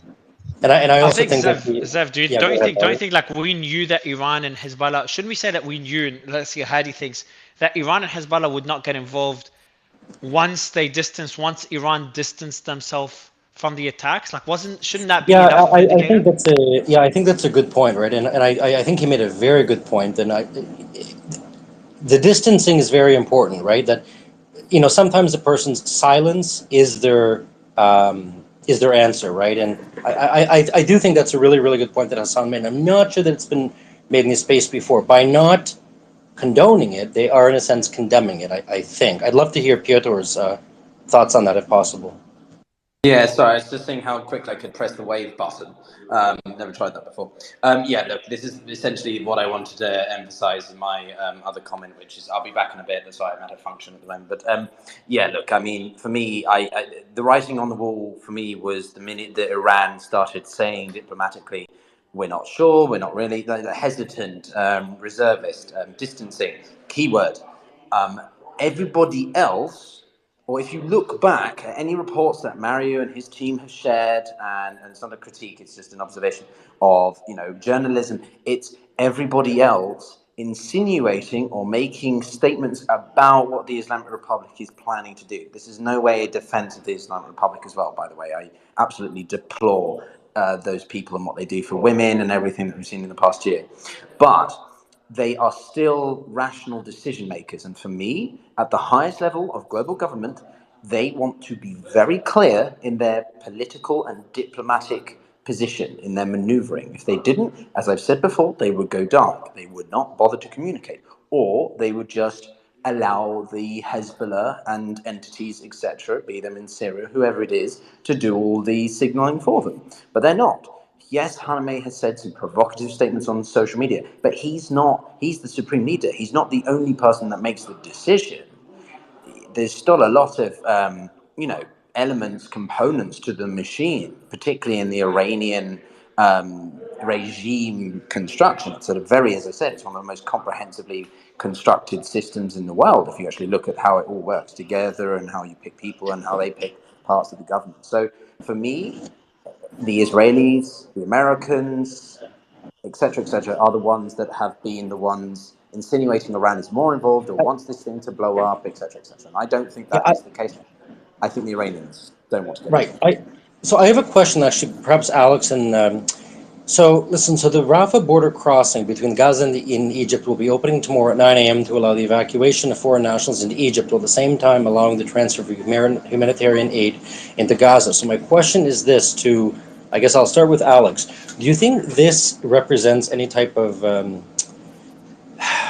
indication or crystal ball into the thinking of the IDF military operations? What I mean is, clearly by turning water onto the south of Gaza, that's an incentive to people to evacuate to South Gaza. That being said, I mean, clearly they're going to start from the north and go to the south. I would imagine it's going to be a street by street clearing of everything, and including the tunnels. That being said, do you think that what we're going to see after that, once that line of attack goes down and down, do you think that they'll confine their fighting to North Gaza? Do you think they have intelligence based on that's where the center of activity is? And do you think that eventually, as they get closer to the Gaza River, people will actually indeed have to go into Egypt? Or do you think this is sort of a delineation from it? Alex, what are your thoughts on that?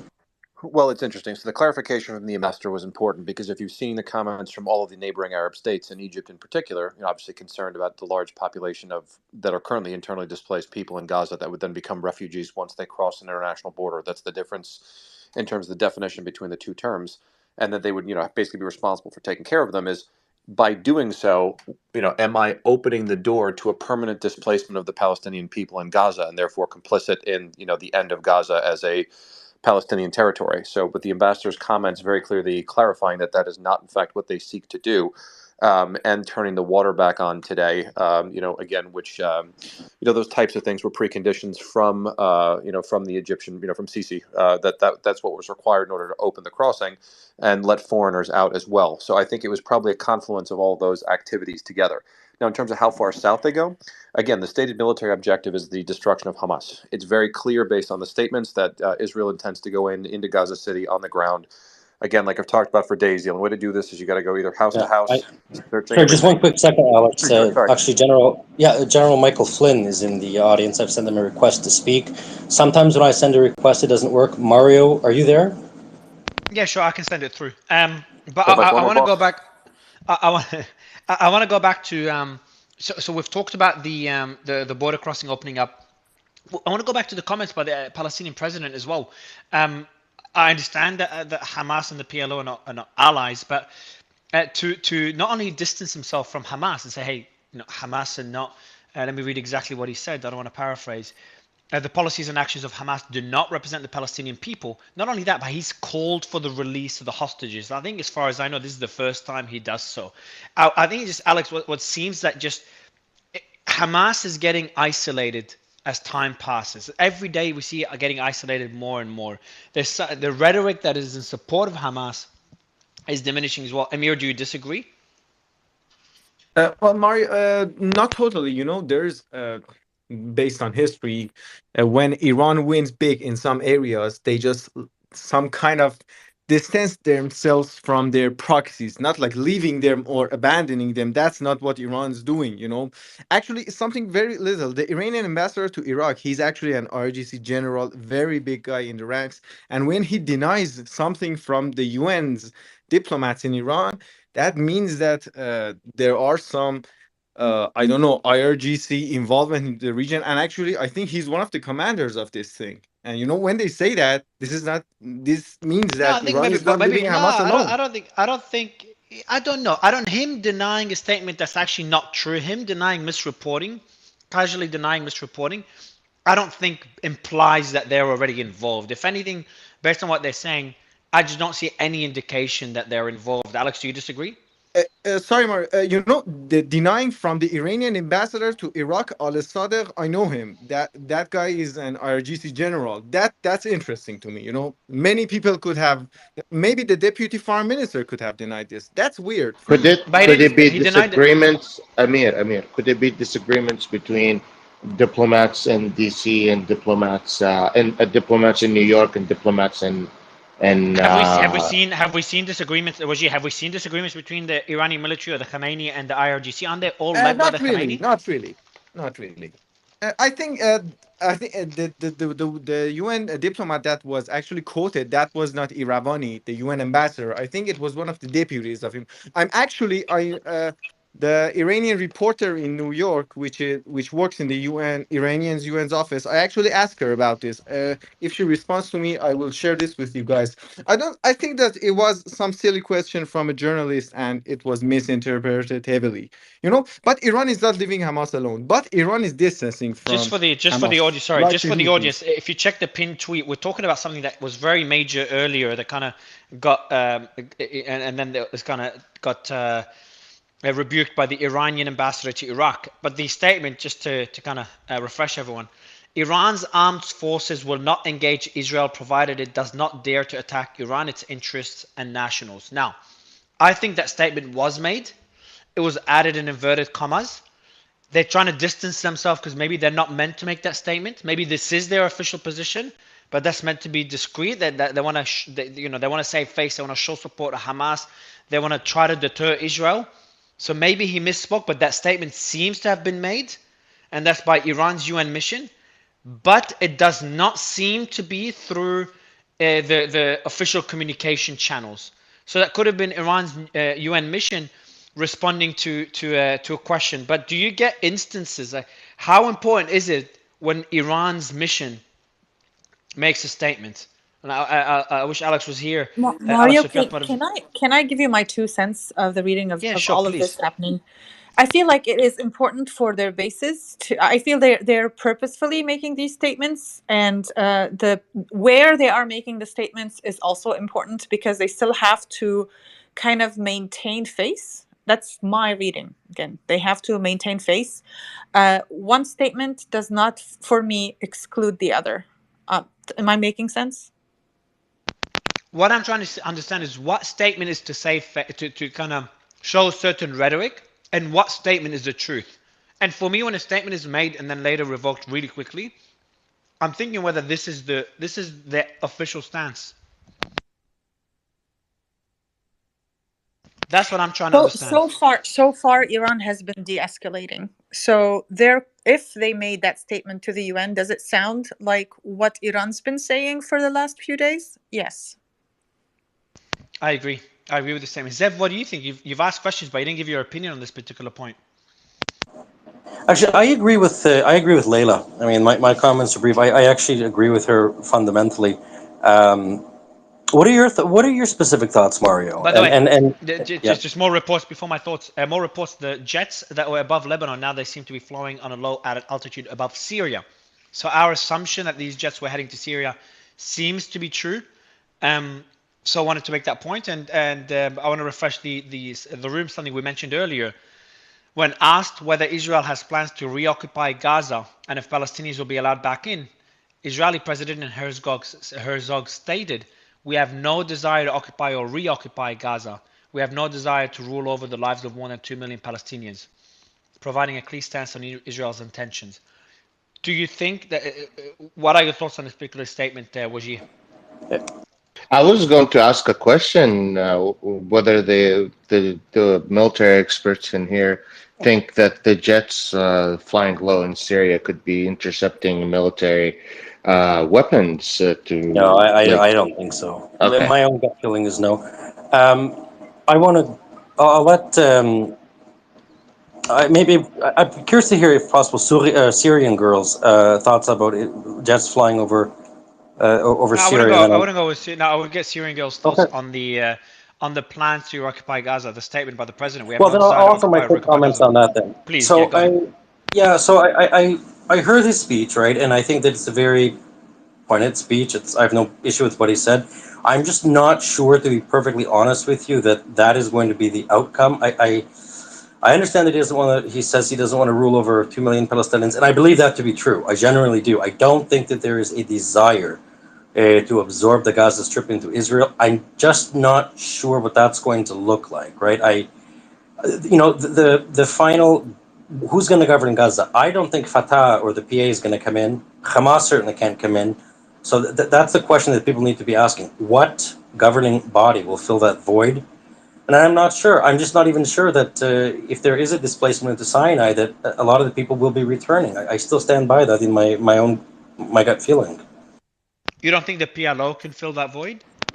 I don't know. I don't know what the attitude in Gaza is to Fatah or the PA, or some people call it the PLO. They're very different political dynamics in Gaza. I know that for sure. There are other people in this space that can speak to that far better than I can. But I don't think that it'd be very well received. Okay, so the Lebanese Especially foreign Mahmoud minister. Abbas. Okay, Especially this is Mahmoud interesting. Abbas. Layla, you there? The Lebanese foreign minister just made a statement. The government has absolutely no control over Hezbollah, despite having positive relations with the group. So this statement follows the Israeli defense minister's claim that Lebanon is responsible for events on its territory. So we're seeing that this is known. I think this statement shouldn't be surprising, but the circumstances of this statement are interesting. Is that it's they're saying it now? Is there worry, Layla? Is that a common statement for the foreign minister to make in response to Israel? Is there worry in Lebanon that Hezbollah will get involved? It is not common for something like this to come out of a foreign minister, especially not in these times. I feel that there is worry for sure. The whole country is very tense. I've been going from one space to another for the last 4 or 5 days. Everyone is very worried. The Maronite side, it's very important, and I apologize because this is going to be like religious, but Lebanon is divided into parties, and the parties are religious. So the Maronites, who are divided into two fronts, the Maronites are the Tayar Watan al Hur, which is pro Hezbollah. The leader, Gibran, I think we're getting someone from that organization. Yeah, I think joining the space. I think I'm not sure it has been confirmed or not. Right. And then you have the Kataib and the Lebanese forces. They are anti-Hezbollah generally. And they are calling for Hezbollah not to interfere and not to drag the country to... But how does, based on what we've seen, and Hadi's kind of given us a lot of insight there, Layla. Based on what we've seen so far, we've seen the ongoing clashes till now. I think the mortar strikes from Hezbollah towards Israel stopped. Israel struck some Hezbollah positions less than an hour ago while we were doing this space. Based on what we're seeing right now, does it seem to be escalating? Because remember that we also saw the Hezbollah spokesperson saying that these attacks do not represent Hezbollah officially joining the war. These skirmishes do not represent Hezbollah officially joining the war, and they're just skirmishes. She made a statement along those lines, and I've read that statement earlier.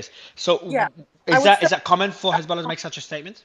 Yeah, I would still say these fall under the common. These are not really escalations so far. And when would we worry? Just a full-on attack? A statement like this coming from the foreign minister makes me a little worried. If they are distancing themselves right now, it means they know something that I don't know. So it makes me a little more worried than I was 5 minutes ago. Okay, well, we have a Fox News. That's actually a good point. It could be either a response to the Israeli comment, but the Israeli comment to hold the Lebanese government responsible was made a while ago, as far as I know, unless it's been made again. So to respond now kind of links to your concern that they're worried something could happen. This statement by... Okay, well, now we're shifting gears, because now this statement by a Fox News correspondent, obviously just a correspondent doesn't mean much, but I'm going to state it anyway and just tell you the sentiment on their end. Shouldn't be surprising. There's an understanding on the ground that Israel-Gaza could just be the beginning. Look at the amount of American military assets heading this direction. The evacuation of US citizens by sea, Iranian foreign minister meeting with the leader of Hamas, attacks from Hezbollah, which is an interesting separate take to what we're talking about. We're saying that this is just linked to Hamas, everyone's distancing themselves. Would you have that Fox News correspondent making the point that no, this is just the beginning, it could get significantly worse? That's what I said, Mario. That's who? That's what I said, Ronnie. Yeah, exactly. You said that, and we had someone else say, I can't remember who it is, but we had military analysts come on and say, like, Mario, we understand deterrence, but the amount of military firepower that's in the region by the US. John. Yeah, so this is it's a concerning amount. It's just more than pure deterrence, and something else is fine. I think OSINT Defender, who's an account I respect on the platforms, and he made a post which kind of linked to it, and he says that he lists all. And if you see on my profile, if you scroll down my profile, you see a long post with images of the aircraft carriers, and it lists all the aircraft carriers. And the point he's making is that it does not make sense to have all that firepower purely for deterrence. And I think, Ronnie, you agree with that point because you've made a similar point. This is exactly what I said when we started the space. But you don't think, like, I still stand by the position that this is deterrence. Like, it's gotta, the more firepower You you know, put, like this is the here's the thing that a lot of Americans forget, that the U.S. strategy for a lot of things is mutual assured destruction. That was since the Cold War, and if there's anyone that disagrees with me, please jump in. But the U.S. showing a superb amount of power is a deterrent. Like that's the only way they could show like that they're putting the money where their mouth is, essentially. Uh, that's how I see it. It's when you show all of your mighty power, not just by anyway, you bring it to the region, even though if it's a little early, and you start flying, you start doing exercises. That's usually what any military does. But the United States is going all in. Brits are going in. So I think that there's more to this. There's nothing more than getting the parties to say, I don't want you to get involved because I have to get involved. So. mm. Yeah, I'm just going through all the news. I'm trying to find out who that correspondent is. Zev, you probably know who it is once I mention him. But let me try to get the name for you. We do also have a story now. I know there's a lot of worries about what was it called, the Day of Rage or whatever it was called, and protests around the world. I think it was relatively peaceful, but we did hear. I think this is just a one-off occurrence, so it doesn't mean much. But I mentioned it because people, will probably make a big deal of it. But there's a man from Illinois, motivated by Israel-Hamas war, killed a 6-year-old Muslim boy, seriously injuring his mother. He came in from the U.S. But I think that is very Asked unfortunate, for of course. this? That was in the US, but that was obviously it's unfortunate. But I think we're gonna see more. Like, I'm actually pleasantly surprised. Like the there's been protests, but everything's been peaceful around the world from what I've seen. Zev, that's actually been a positive outcome of all this. Like, we haven't seen that amount of hate globally, despite what's You, Oh, I happening on the think ground. I think a hold teacher on, hold and on, 2 students hold were on. killed in Paris Okay, on Friday. We've seen a yeah. So I lot of okay, hold violence on. around the Yeah. world. Yeah, sure. So, No, so, guys, so, so Zev can correct me. Go no, ahead, I Ben. think it's the exact opposite. Actually, I think you've actually seen very violent protesting, which is it's not uncommon, but oh But no, did I Noga said there's been 3 deaths in France. Obviously, I've just been in focused on the France, war too yeah. much. I wasn't aware. So I take that back, which then I'll rephrase my statement. It's unfortunate that we're seeing this spread to other countries. That's the first time I see any such an attack. So I didn't know there's been deaths on France. So was there any deaths on the day of yesterday, that day of protest or day of rage, Ben? Ben, you there? Yeah. So on the day of rage, I'm not sure that Look, there were a lot of protests clearly around the world. I'm just not sure that those protests specifically were the violent ones, but there were people. There's been protests all along. Very violent in Germany, right? They've arrested people. France, there were a couple of people killed. Even in the United States, right? There were.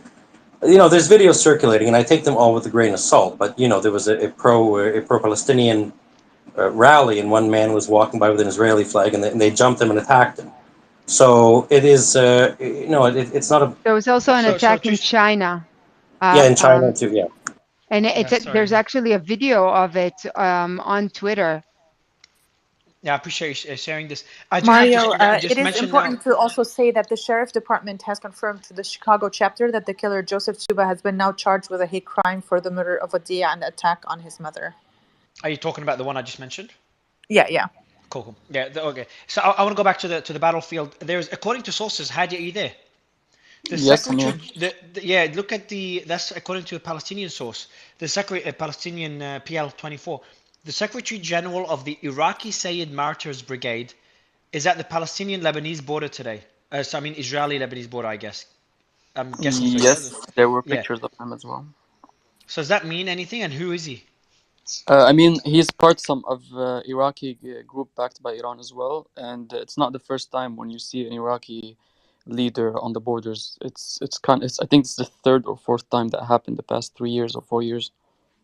Okay, so it's not that common. It's happened 3, 4 times in the past 3, 4 years, but Mm, it's no, not that uncommon either. it's not that uncommon. No, but on this moment it could be more symbolic that the resistant axis from all over the region is kind of combined on this front. So it's kind of symbolic as well. So, by the way, Zev, do you know Trey? Before we go to Syria and go, do you know Trey Yingst? I do, yes. I've seen the account, but personally, I can't verify whether or not it's a you know. No, so he's the Fox News correspondent that made that quote I mentioned earlier. So I want to get your thoughts on him. Is he a Yeah, I mean, I would warmonger say or is so, he right? pretty objective? He's pretty good. Well, it's Fox News, right? So, I mean, the Fox News is going to be a more right-leaning outlet. But listen, what was his exact quote? Could you refresh me? Yeah, sure. I've just tweeted it out, but it goes against what we've been talking about. He says there's an understanding on the ground that Israel Gaza could just be the beginning. Again, that could be sensationalizing the story to get views, but it could just be the beginning. Look at the amount of American military assets headed this direction. The evacuation of U.S. citizens by sea, Iranian foreign minister meeting with the leader of Hamas, attacks from Hezbollah. He's talking about this could be the beginning, considering the escalation we're seeing across the board and the military might. Yeah, I mean, so I tend to think that that's just sensationalism. That's my personal opinion, right? Fox News has a specific agenda. You're going to the 20th election cycle. Clearly, they wanted to make it look like the world is about to be on fire and only Donald Trump can come and rescue them. That's the way I read it. So I don't put any stock into that. You know, that's my gut feeling. I'm glad, and I agree. Syrian girl, how are you? Hi, thanks for having me. Sorry to have missed the first Not at part. all. Have you seen the developments on the Iranian side? We've just been getting conflicting reports, and we were like really happy at the beginning because there's some historic statement apparently made, and then it kind of got backtracked by the Iraqi ambassador to Iran. Sorry, Iranian ambassador to Iraq. Would love to get your thoughts on these developments, and obviously the Palestinian president Mahmoud Abbas calling for the release of all hostages and saying that Hamas does not represent Palestinian people. And then Hezbollah earlier today, which I think is really important as well, stating that these attacks do not mean Hezbollah has entered the war. They're just skirmishes. Again, to explicitly say that is interesting. Yes, let me comment on all three of those. First of all, on the Al Arabiya statement about Iran, please consider the source because Al Arabiya is a Saudi news source. They're interested in drawing down, of course, Saudi Arabia, and have a long history of lying. I'll send you on WhatsApp three instances where they lied and their story had to be denied by UN officials as well as other parties in the region. But it's very easy. But that applies to any. I don't know about Al Arabiya, but that applies to any media outlet. That stories getting denied happens all the time, on all Yeah, but this from all is a fronts. history of them making up like statements and then people at the UN saying, "I never said that." So But Sky, I just I want to add Sky News Their reported the state same story. In other TV words, is what Syrian girl is trying to say. Their state TV, just like Al understood. Jazeera. But Sky News did also quote them. Now, if Sky News just quoted them without doing their due diligence, that would be surprising. But that quote is there. That same quote was mentioned by both, but it seems to be not an official stance. But I want to read the quote again for you, Syrian girl, because I think it's sure. important. I'll read that quote and the one by Hezbollah because I think these are both still important, but they denied this to be the official stance. So the quote by the Iranian UN mission: Iran's armed forces will not engage Israel provided it does not dare to attack Iran, its interests and nationals. Obviously, its interests is vague. Then we have some Hezbollah statement earlier today. Sunday's increase in the intensity of the exchange doesn't indicate Hezbollah has decided to fully enter into the war. The fighting on the border is only skirmishes and represents a warning. But again, for Hezbollah to explicitly make that statement, it just shows that Hezbollah wants Israel to know, like, hey, we don't want to escalate. Don't strike us. Don't destroy us. Don't escalate on your end either. Yeah, so the Hezbollah statement I'll get to as well, but on the other side of it, the Al Arabiya thing, I don't think you can put any grain of salt into it. Like you can't trust it at all. However, if I were to make a statement on it, its interests would mean Hezbollah. Secondly, when you look at Hezbollah, their statement that we haven't gone in yet. My interpretation of it is you haven't seen anything yet because this is just the beginning. And if you go into Gaza, that's when we're gonna go in. And you have to pay attention to the words yet, which means it's gonna happen and it could happen. The thing about the Israeli Air Force flying over Syrian airspace, I don't think that's. I've never seen that throughout 10 years of war because it would Sorry, definitely be shot Syrian, down at that range. Hezbollah does not say yet. They don't use the word yet. Well, if this statement again, I interpret it as we haven't gone in yet. So the threat is still in the air that they will go in, because what you've seen so far is not even the beginning of it. That's how I interpret it as a threat, not in the other way. I I know this is going to interpret it as contradict the what other exact people think, opposite. but that's what Hadi's agreeing with me right here. So he's probably the expert in the room about No, but Hezbollah. Hadi, what I don't understand is hearing you. If they want to make a threat, they'll make a threat. They're like, hey, de-escalate or we're going to get involved. That's a threat. But you don't say, hey, these attacks are not us escalating. These are just warnings and skirmishes. Yeah, Why would you that's like Yeah, that's saying explicitly... because you ain't just seen nothing that's yet. You yeah. Let me think tell this you is us why. going in? You ain't Because seen nothing yet. Hezbollah does not make a threat through statements. You need to have a speech of Sayyid Hassan Nasrallah to do that.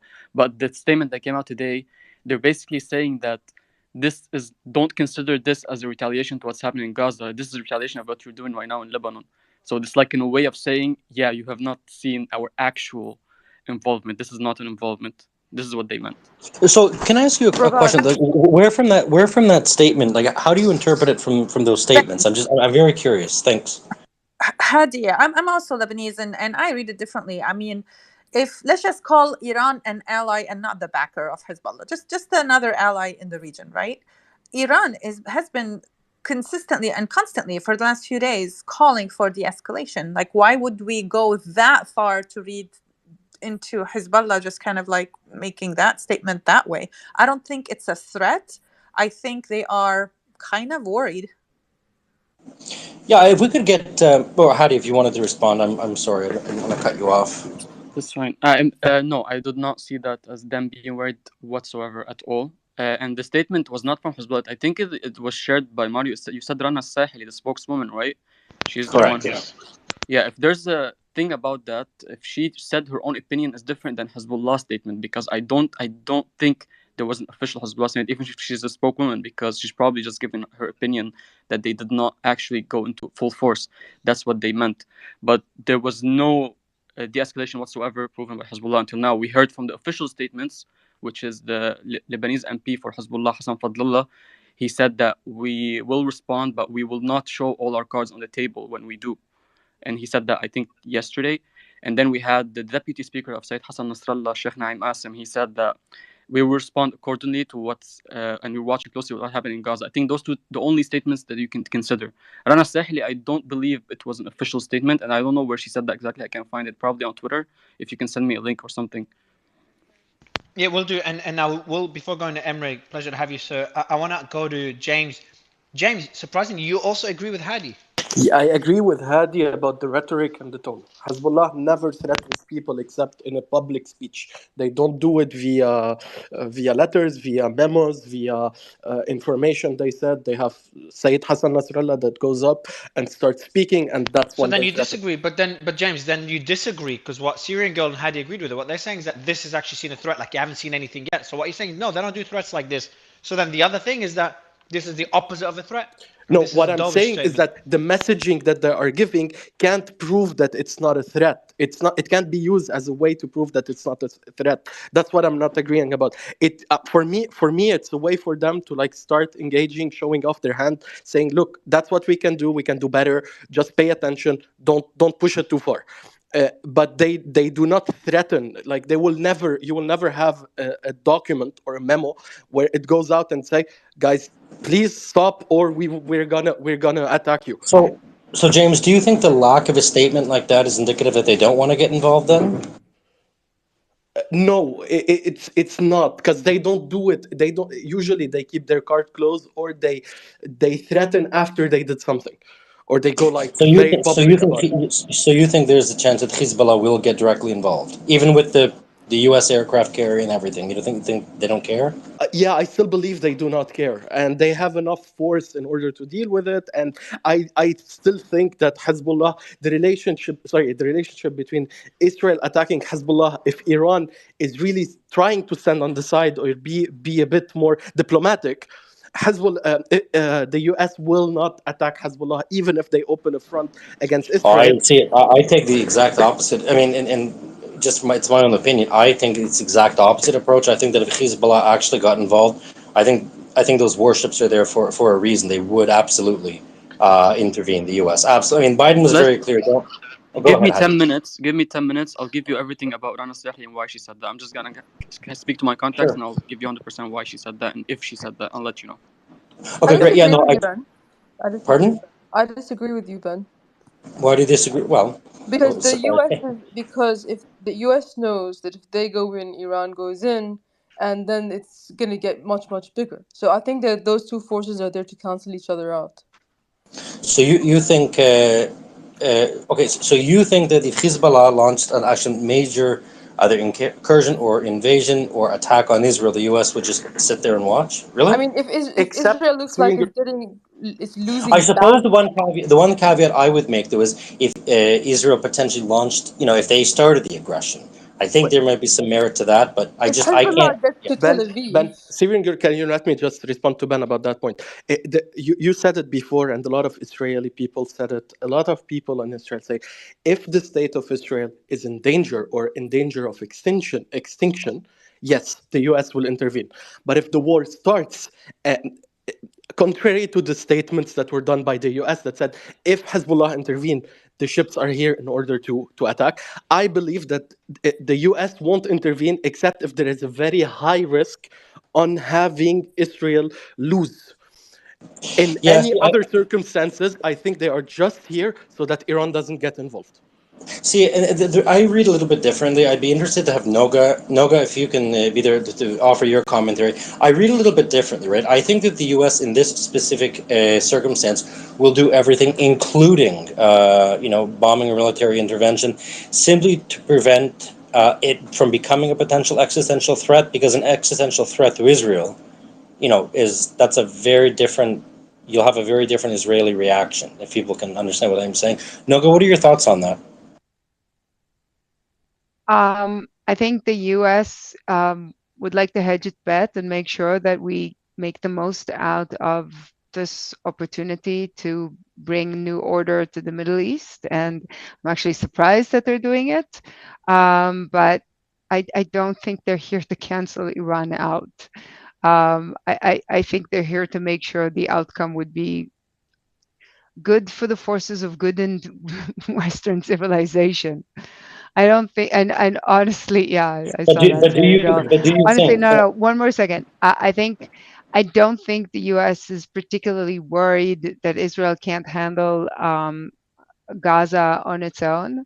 I think it's here to make sure of it, and those are two very different statements. And That's a fair anyone, statement, but I will ask you point blank: do you think that if Hezbollah launched some type of preemptive, massive strike on northern Israel, do you not think that the U.S. would actually utilize their air services? um, well, probably the idea is, look, I've said this before.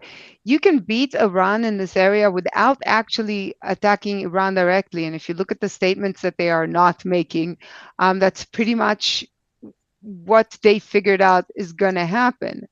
If you take out Hezbollah in Syria and Lebanon, and if you take out Hamas, that's going to significantly reduce Iranian influence in the area, even if it doesn't annihilate it completely. And it's going to make it easier to I, address you the know, Iranian threat in other places, I'd like, including the Iranian threat to the yeah, Iranian people who right, no, are for sure. being I see. controlled by a terrorist Yeah, regime okay, since so the 70s, and it's time to stop. yeah, so Amir, I'd like.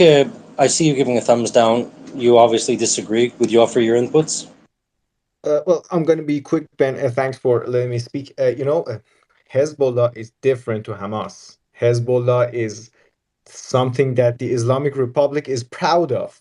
They created this something this big and this powerful. And if, sorry for being blunt, if shit happens to Hamas, maybe Iran can just say, okay, we do the same thing. We did the same thing to Houthis, to Iran, to Iranian-backed forces in Iraq, in Syria. Okay, that's okay. But if something happens to Hezbollah, Hezbollah is probably more than 100,000 soldiers just beside Iran's biggest enemy. If that's gone, Iran is gonna unleash hell upon Israel if something happens to Hezbollah. But Hezbollah is Iran's, e- is the Islamic Republic's kind of biggest achievement. Yeah, no, actually, I do take that point, right? I still am of the belief that there's going to be very little to no actual kinetic fight between Israel and Hezbollah. That's just my gut feeling, and I see Syrian girl giving me 100, which is a good thing. There is, before we go to Rani and Sorry, actually, no, I no, was giving Amir's statement 100. well, I'm going to take credit for it. Hassan, you have had your hand up. Absolutely. Hassan, I'd love to hear your input on this. I'm curious as to your take. Uh, Thank you, Mario. I was just wondering that why Israel want to punish Hezbollah for the atrocities of Hamas, and it is clearly something that Israel want the conflict to go in detail. And Yeah, that's a good point. No, yeah, I do take your point actually, right? So I do think that if Hezbollah stays out of it for the most part, I do believe you're going to see tit for tat border fighting, is because we always do, right? That's not uncommon. Everyone in this room knows that you always see shelling back and forth, tit for tat. But I think personally that if they stay out of it, I think Israel should and would stay out of it. That's my gut feeling. Really quickly over to. Did you have anything further, Hassan, or can I move over to Ronnie very quickly to get his input? And then there's a new speaker on stage, Imri. I'd love to hear his takes on this. I've read his bio. Um, secondly, I have to add one thing that for every news item that you are discussing here, Mario, especially you are looking for some evidence, some scientific evidence and some mention, and that's really good of you. Because there should not be some misinformation and everything like that. But about the news of the beheading of the Israeli children, we don't have any like scientific evidence or the proof or the videos or the photos, and everyone is like I, I'm I so hopeful. thought sorry. you What were was only that? talking I about it. missed that last sentence. What was that again? I think Hassan said that there was no evidence of the beheading of the children and so forth. Okay, you're right. Because burning Because I children didn't see alive that. is so much better than Okay, beheading so them. I okay, so honestly, Also, are no we proof of done with so this that. just hold bullshit on, hold on. already? And Everyone, also, everyone, Noga, everyone, you everyone. let just me finish. got Children No, your no, children let me are account finish. under Let back. me the finish. age Let You me of a just finish. year. got your Let account me Hold on. back. finish. Okay, just 1 second. Okay, Hassan, please finish, and then Noga's going to reply to you. All right. So thank you very much for that. Let me please complete. There is a difference between assumption and reality. I'm sure that I can't question the Holocaust, but cannot I question the killings of the Israeli Holocaust? I can't. Cannot I question the Palestinian Holocaust and the killing of 1,400 plus civilians just killed in the last 10 days?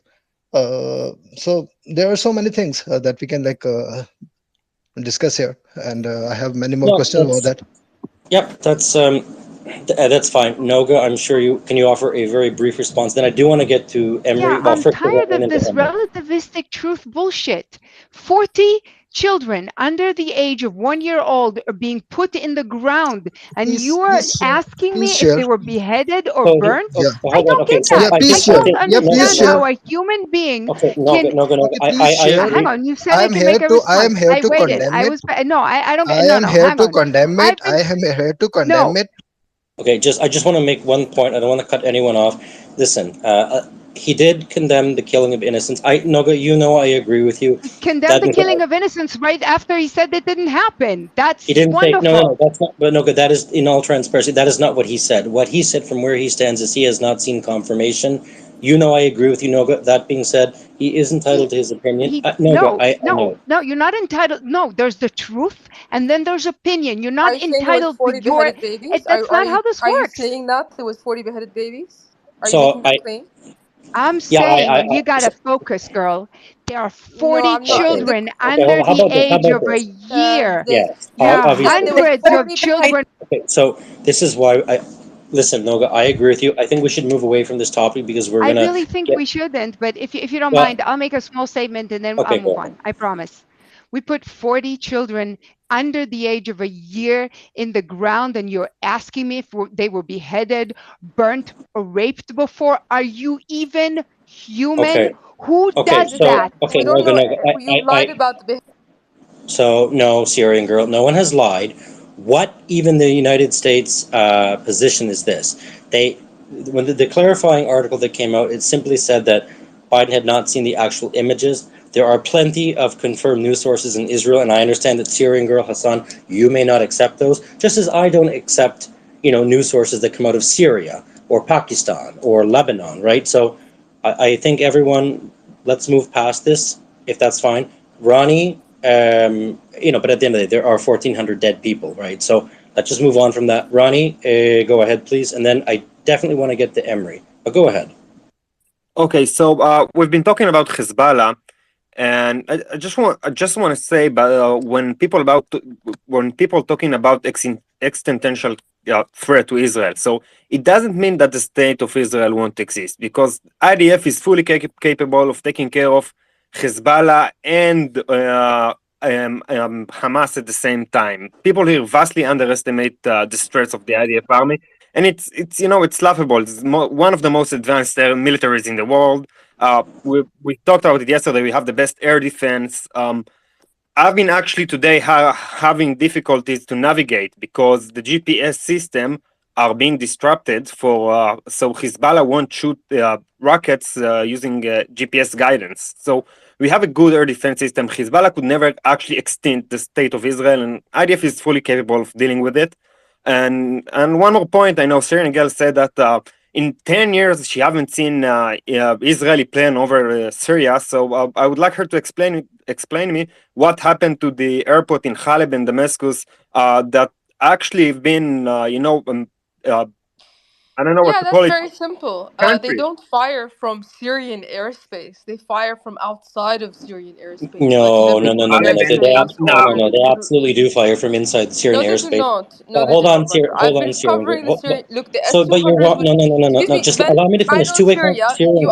I was asked the question. You were not Okay, asked the we don't need question. to get Ronnie combative. asked me the We don't question. need to get. We don't need to get combative. I will simply point to the fact that Vladimir Putin gave an interview about 6 months ago. Ben, I was Let asked the Syria. question about. I was asked, not you. You can speak afterwards, but I was asked the Okay. question, not you. Okay. You have to understand the difference between bombing Syria from a distance that is out of range of Syria's S-200 missile systems and bombing Syria within Syrian airspace. It doesn't matter what Vladimir Putin says. Okay, Well, it sort of does matter, right? Syria has shot down Israeli jets in the past, which I will link to. When? When? When? 2018, 18, 2018. 18. It was like four Israeli pilots that were burned. Was it two or four, Hadi? I can't remember. It was two. It was two. Okay, it's two. Yeah, so if they get too close, the Syrian S-200s will shoot them down, which is why they fire from a distance. It doesn't matter what Vladimir Putin says or does. It's about the tactics and strategy and military aspect of Well, it. so I I'll think just it's so respond. cute you No, think that. no, but just hold on. I just want to respond to one thing. So I take your point, Syrian girl, and you are absolutely correct. I am not an expert on Syrian anything. I'm going to be the first to say that. That being said, I think you would agree that Putin does have a role in Syria. And that being said, he gave an interview, whether it was, mind you, it was Russian state TV, in which he was asked directly, "Is there coordination with the government of Israel regarding the airstrikes?" And he told a very interesting story. His story was this: yes, absolutely, because we have to coordinate so our planes don't collide mid-air. And there was such an instance in which an Israeli plane almost collided. I don't remember if it was a Syrian or a Russian plane. So I tend to believe that there is coordination, and I personally believe that the It wasn't a Israeli jets collider. have. The Russian Busy, jet was shot busy. down Okay. by the Israeli Syrian, side, just one second. actually. It Busy. was a Tu There, 100. Go ahead, sorry, James. there's a difference between, for example, UAVs, drones that fly at very high altitude. His quote was two planes and the pilot. His quote was two planes and the pilots nearly collided with each other. He used specifically, Yeah, and but I speak Russian, so I can understand it. So, when you but say that's when just you his say story, The right? yeah, the but when they Russian shoot, Ministry of Defense. they always shoot from, they 99% of the time they shoot from Lebanon. We hear So, them pass and then they hit, and then so most of the time we hear them above the Lebanese airspace before they go hit and I think we're, Syria. you know what? So I will concede that point, right? I'm not an Yes. expert, and I think we're And not focusing only too much that, on. but So the just Russian hold. Defense Ministry actually accused Israel of shooting Yeah. down a Russian Okay. jet over Right. Syria, a So that being reconnaissance jet. okay. So that being said, I think Reconnaissance plane. we've agreed to disagree on the Israeli airplanes entering Syrian I airspace. thought you There is a conceded the speaker point that just now. no, we're going to agree to disagree. I haven't You conceded said anything. you said I would concede the point because James, That's not what I. So everybody first of heard. all, no, No, what I said is I will concede the point that I am not an expert on Syrian military or Syrian anything. I'm not going to concede my point to you because I still actually believe that I'm right. We're going to agree to disagree. That's fine. That's what these spaces are for, right? To have different opinions and so forth. Sure. Fine. Good. Happy. There is a gentleman that I've been anxious to hear from, Emery. If you have anything to add here, I've read your bio. It seems quite impressive. Yeah, Please, sir. thank you for the room, and you guys are doing great job. I've been listening. I just wanted to add a new angle over here. I mean, I work on the Kurdish Hezbollah and the Kurdish side of it from the Turkish perspective. This organization is very little known. Only a few, experts or people in Turkey would know it. And Kurdish Hezbollah was very active in 1990s, especially they used and created by Iran, but they also cooperated with Turkish state in 1990s against the PKK. But in 2000 there was a police operation. The police killed their leaders, and 2004, Hezbollah declared that that their Kurdish Hezbollah we're talking about here, different from the Lebanese Hezbollah, declared that they just end the armed conflict, and then their leaders were in jail. In 2011, leaders were released, and leaders went to Iran. Just day before yesterday, I think it's October 13, Hezbollah came out with a statement. And first time since 2014, Hezbollah's leader from Iran called a jihad against Israel. I think it is significant. Until this statement, I saw this statement, I was simply thinking that Iran and Lebanese Hezbollah was just posturing to deter further escalation. And I was thinking that, well, Iran is not going to involve in somehow. But when I see Kurdish Hezbollah since just came up with this statement and calling out.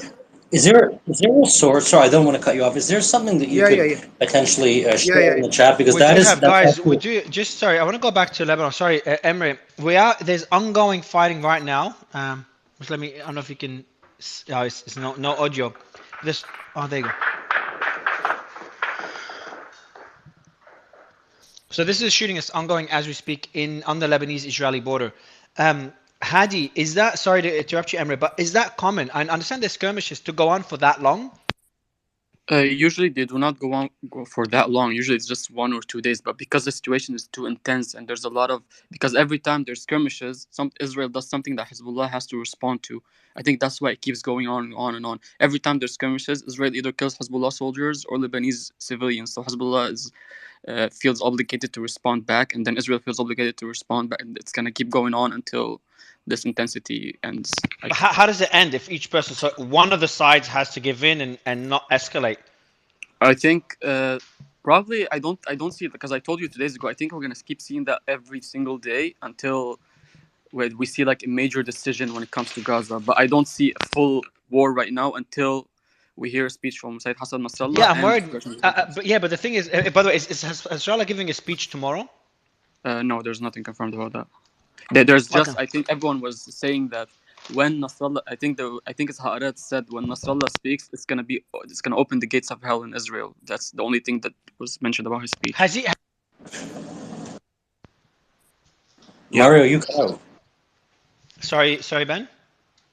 You cut out. Oh, okay, he's spoken before, hasn't he, Hadi? He hasn't spoken since the Gaza war started. What did he? Did he say anything during his Friday address? Is the weekly Friday address? He said nothing about it. He didn't have one. He didn't have one. There was nothing on Friday. Friday. Interesting. Okay. I still think it is posturing and flexing. It might be a little more than usual. Yeah. I think so too. But I'm just worried that the tit for tat could get out of control. But there's now the death toll of American nationals killed by Hamas is up to 30. But sorry, Emre, you were speaking about the Kurdish version of Hezbollah. How does that relate to the current conflict? Yeah, that's the thing. This Kurdish conflict is their leaders are in Kurdish Hezbollah. Their leaders are currently in Iran, and they are very much they are trained by Iranian Quds forces back in 1990s. And what is significant again, I mentioned that since 2004. They declared that they ended the armed conflict, and they even went into a politics, and they even their political sides in ally with the Erdogan government. But this is so significant because since 2004 they came and called the jihad. And I posted on my Twitter account. You can go. It's Turkish, and this is an official statement from this leader of the Hezbollah. And even since 2004, they were not even calling and mentioning the name of the organization Hezbollah. Now they are saying that, well, the leader of the Hezbollah is calling everyone to jihad. It is a long statement, and that. You talk about you talk about the Hezbollah Lebanese No, one or the Kurdish Kurdish Hezbollah. one? I'm talking about the Kurdish Hezbollah. So, and you're talking these statements right now, but the Kurdish Hezbollah is very Yeah, it small, is like very, even it is, insignificant. No one's bringing it it is up. very small. But what is significant is that it shows that Iran uses, I think, its proxies in every way to kind of encourage. I don't think Iran will go in a war, especially an actual war between Iranian military and the Israeli military. But I think this statement indicates that Iran will use its proxies in every way to kind of engage in different methods. This is what the statement. Do you think Hezbollah, Lebanese Hezbollah, like we've had this debate non-stop because I think this is what everyone's concern is.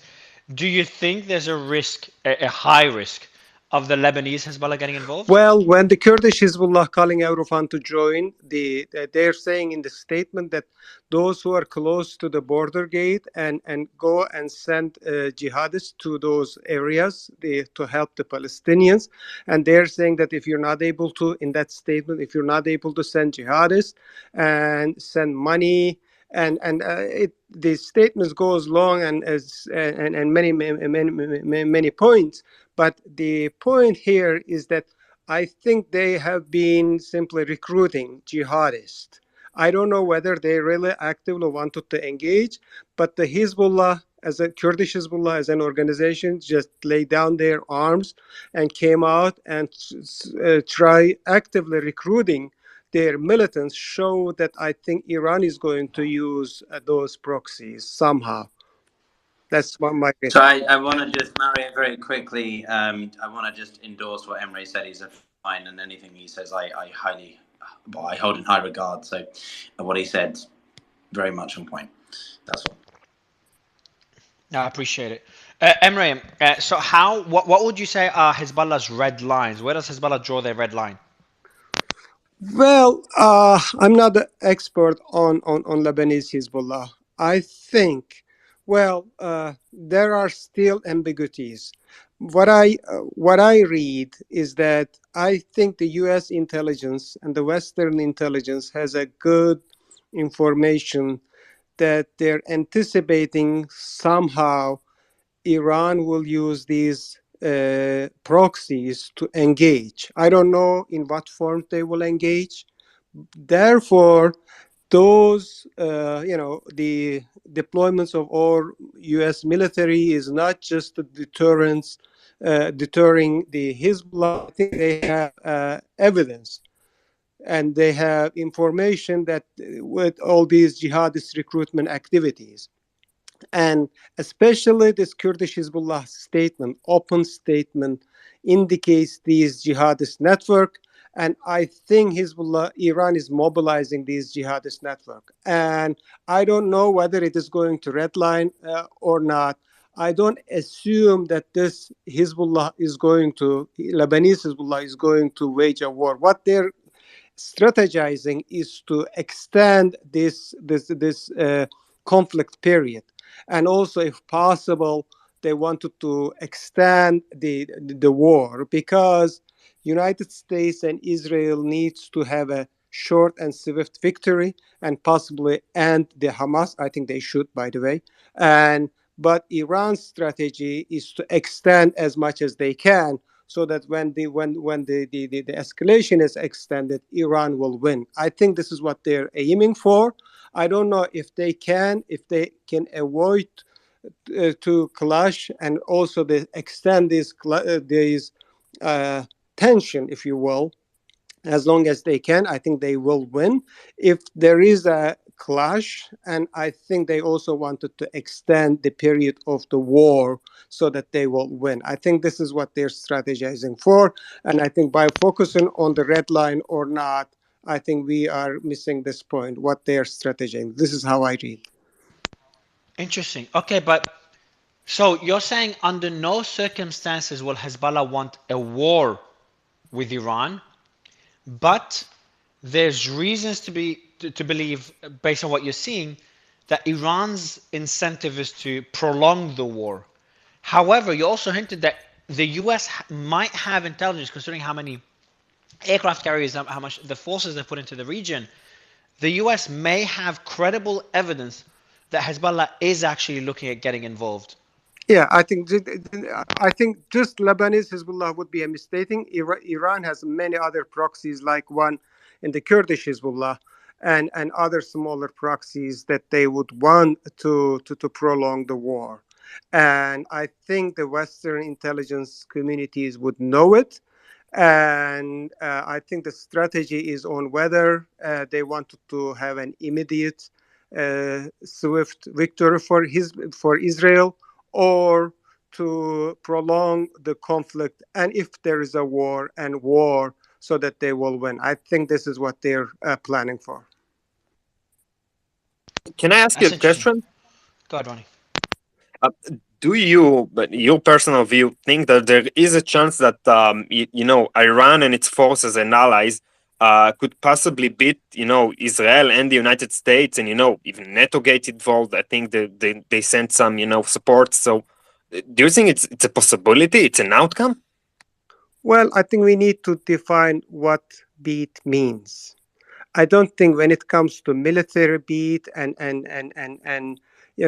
eliminating Israel, or ending the Israeli existing, I don't think they can do it. There is no way. But by prolonging the war, making the Israel and the United States frustrated of the war, and then convincing them for some kind of concession and achieving a goal through this way, and bringing Israel on their terms, would be a win for them. I think this is what they're planning for. And Do then you I think think it's they possible? go ahead, As Ronnie. well, actually. Yeah, go Ronnie and then Piotr. Yeah, Ronnie and then Piotr. No, I just wanted to ask: do you think it's possible? It's a likely scenario, or is it really sound very far fetched to me? Well, there are many unknowns in the region. We don't know, to be honest. That is why I think United States, Israel, and the West wanted to have a swift victory. I think it should be a swift, and I think they should end the Hamas. This is my personal opinion. I'm not in love of Hamas or whatever, but I think I think they should end this conflict. I mean, achieve their whatever aim, uh, to end the Hamas swiftly. If this goes and on for months and years, I think Iran would have a chance to, uh, to achieve what they wanted to achieve. I don't know exactly what they wanted to achieve. I think they're strategizing this. This is how I see. Emre, before Piotr, sorry, Piotr, one quick question for mine, then we'll go to you, Professor K. Emre, you just seem to have a lot of knowledge, and Piotr gave you a lot of credit. So my question to you would be: did Iran have a hand in what happened on October, whatever it was, 5, I think it was, 7th. or 8 or 7? Yeah. I don't know. There are many military experts here. I'm not a military expert. I'm a political scientist. I think when it comes to Iran and how Iran operates, and especially how Iran use its proxies, and simply get away with what they do, and there is a chance that Iran may involve. But this does not mean, when we say Iran involved, and people think that Iran came and trained these people and give directives, and plan the whole attack. I think encouragement, involvement varies from encouragement to military assistance to arms shipment, or there are many forms of encouragement. I think Iran, one way or other, encourage this, but I don't have any concrete information how much Iran simply involved this. And when we say, especially when they're trying to bring Iran up front, I think it also may indicate the intention of Israel or the Western powers to simply eliminate whatever to deal with Iran. This could be also a fact. To be honest, I don't know that much detail, but knowing Iran's power and Iran's role using these proxies, I think one way or other, Iran have its a hand in the system, but I don't know, the how much. Piotr? Yeah, thanks, Mario. So I'm back now, so I can chime in a bit more, hopefully. But yeah, no, big fan of Emre's. He's a fantastic voice on many Middle Eastern things. Emre, it's good to see you. So my quick question for you is, one of the things that I've been very confused about is the extent to which independent factions, non-state factions within Syria could get involved. Now, I appreciate that's not exactly your wheelhouse, but given the Turkish engagement with different forces in Idlib and so on, I was just wondering if you've been monitoring the broader situation with Turkey and Syria and then all that sort of Kurds and sort of things. I was wondering, one, what's your take on Erdogan's positioning as a mediator? Piotr, as you continue, Al-Manar correspondent just reported that Metula in Israel was hit by a significant missile barrage from Lebanon, originating from 3 directions. So just Hadi, if you could look into this, please, and we can Yes, talk about it after. there was Yeah, explosions heard in Metula and the Kiryat Shmona ones around an hour ago. I think now they're continuing as well. Oh wow. Just to Okay. confirm, Mario, before to stick on to that point, they've been doing that all morning. They haven't been shooting from a single location. They've been shooting from 5, 4, 3 different locations to one point in order to not allow the Israeli to stop them. And sometimes from the Palestinian camps or near the Palestinian camps, sometimes from the south just near the border. Sometimes But Al-Manar is owned by Hezbollah? It's Yes. affiliated, yes. So for them to say, and sorry, Piotr, I'll give you the mic again, but for them to say significant missile barrage, so that means Al-Manar would be doing that just to posture. It doesn't mean it's a major barrage if Al-Manar is saying it, correct? Yeah, but I'm live on Al-Manar right now. I didn't see Did them. Mario cut out for everyone? Eva Adom alert was not sound in Metula, so I don't know what they're talking about. There was no alert in Metula. I can't find it anywhere. There's been multiple reports of rockets going through to Metula. I don't know why there's No, multiple all day. I Mario, mean, but if you I'm share not them, now. if you share them, I Yeah. can authenticate them if you share them. Yeah, sure. I'll add you. I'll add you to the group later so Send you can them. see the Yeah, news. okay. Yeah, sure. So, Sorry, go Mara, ahead. there's a channel of alerts and of the IDF that said tell you go into shelter, and there was no report there for like from the last hour or so to go in a shelter in Metula. So it's really weird. Ronnie, is Metula evacuated? No, I don't think so. I think they've been in shelter since morning. Someone who lives there can be there. It's not, nor does it matter, because the alerts are going to sound because there's always someone in the city. Even the cities that were evacuated have a few people left in them. They don't become ghost cities. So Thank you, even if Noga. Metula was I evacuated, was asking Ronnie because I think Ronnie was saying a couple of days ago or 3 days ago, or Ben, that they evacuated Metula and it hasn't been evacuated since. They haven't evacuated Metula. They evacuated Sderot, which is in the south. Didn't they evacuate yeah, 9 kilometers Rob, from the border so with Lebanon? the Like source. 7 hours ago, and they told them to just like stay out. Yeah, that was a couple of days ago. They- Anyway, I'll you go don't back. look at the situation if there is evacuation or not. Israel already evacuated all the settlements near Lebanon, so you don't have to wait for an evacuation plan. Yeah, so there's the Americans already started. Americans have already given the green light to begin evacuating American citizens from Lebanon. So I mean, I think this is quite clear what the when was that, Piotr?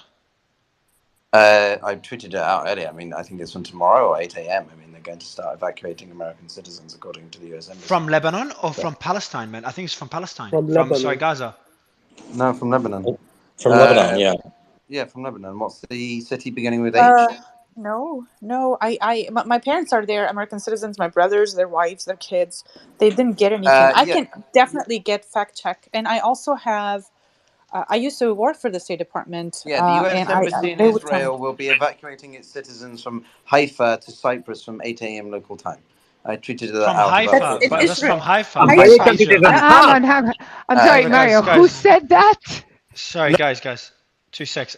So this Haifa is from Israel, Piotr.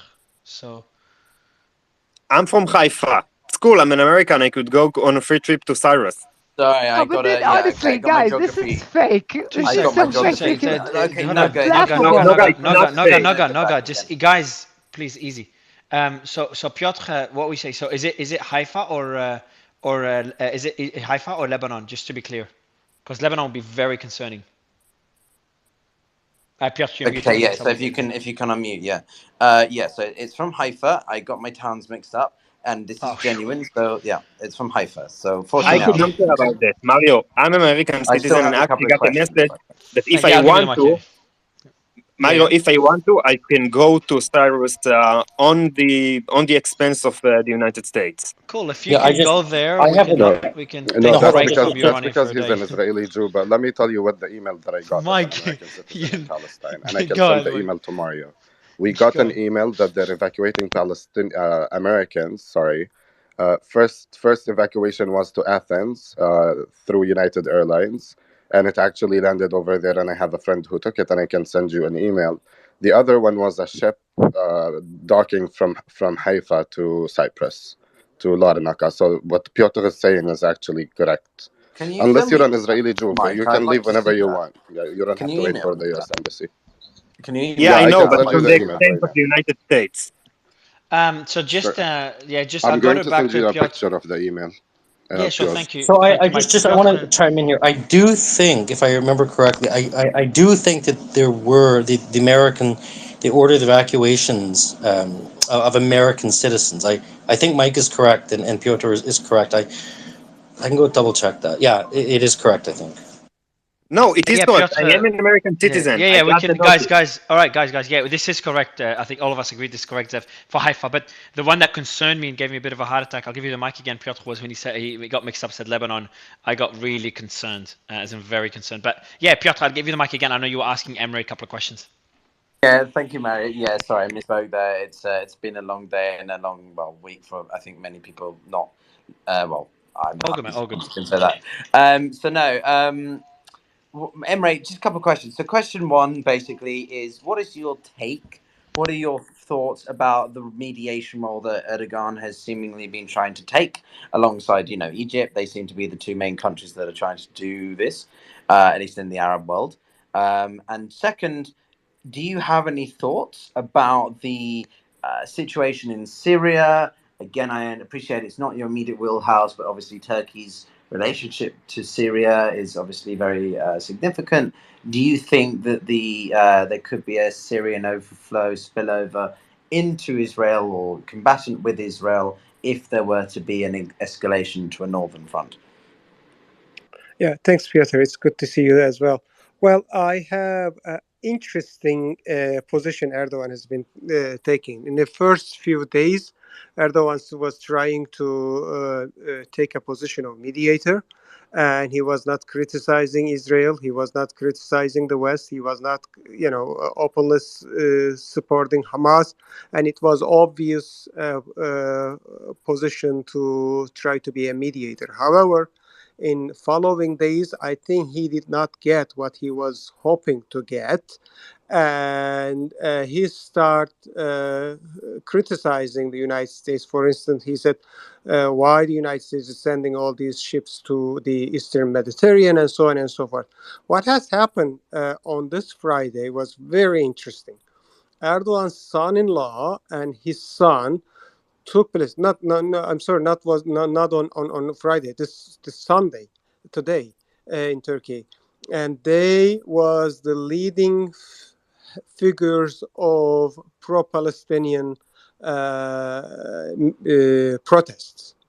Erdogan's son-in-law, the one who makes the drones, the Bayraktar drones, and also his son was in front of all these Israel protesters, those protesting Israel's and pro-Palestinian rallies in Turkey, and the pro-Palestinian rallies in Turkey is the largest so far around the world.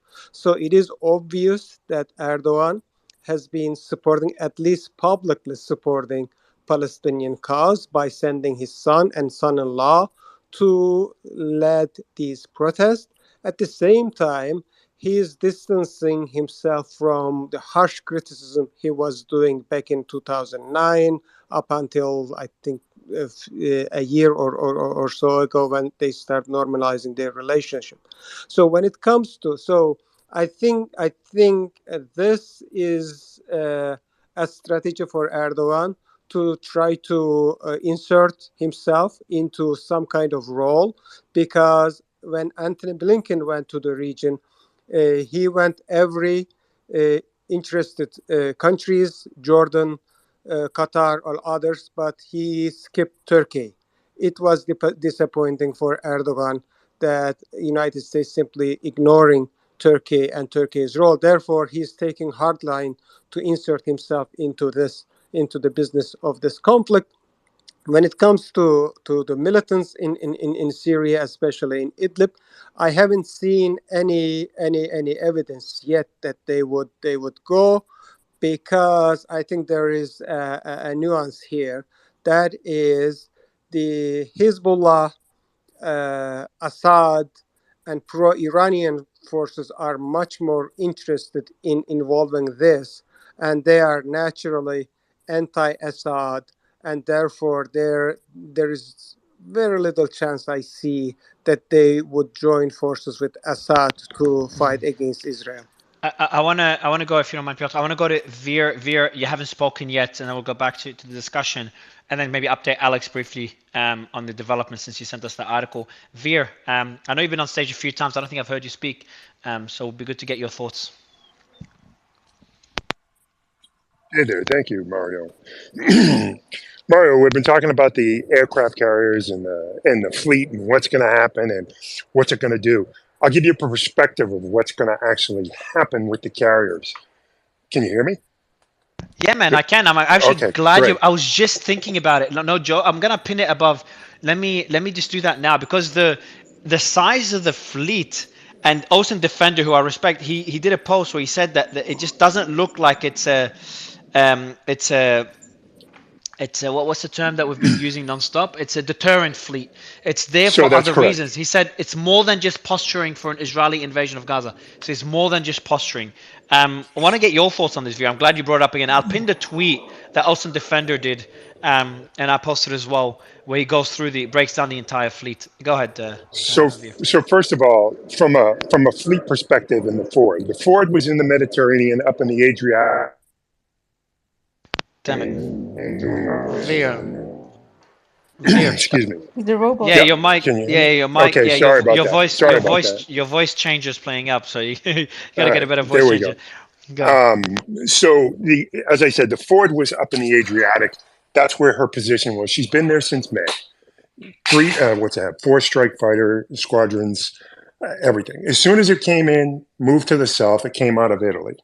Now everybody's getting all upset about the Eisenhower going out. The Eisenhower was due to deploy in 2 months. They just pushed it. What's going to happen is the Ike is right now off the coast of Virginia. The squadrons are flying out for the next 3 days. Then they will make speed to off the Azores. They will begin flight operations off the Azores. They'll go into Gibraltar, and the admiral in charge of the Fifth Fleet will decide where that ship's going to go. What you want to watch, and everybody's been talking about Iran. Everybody's been saying, "Oh, they're not going to get involved." What you're going to see the U.S. do is the U.S. will either make a decision to go up to the Adriatic again and deal with Ukraine, be up there as a deterrent. Okay, there's a big ship, or they're going to go through the Suez and they're going to go down and they're going to come up into the Arabian Gulf.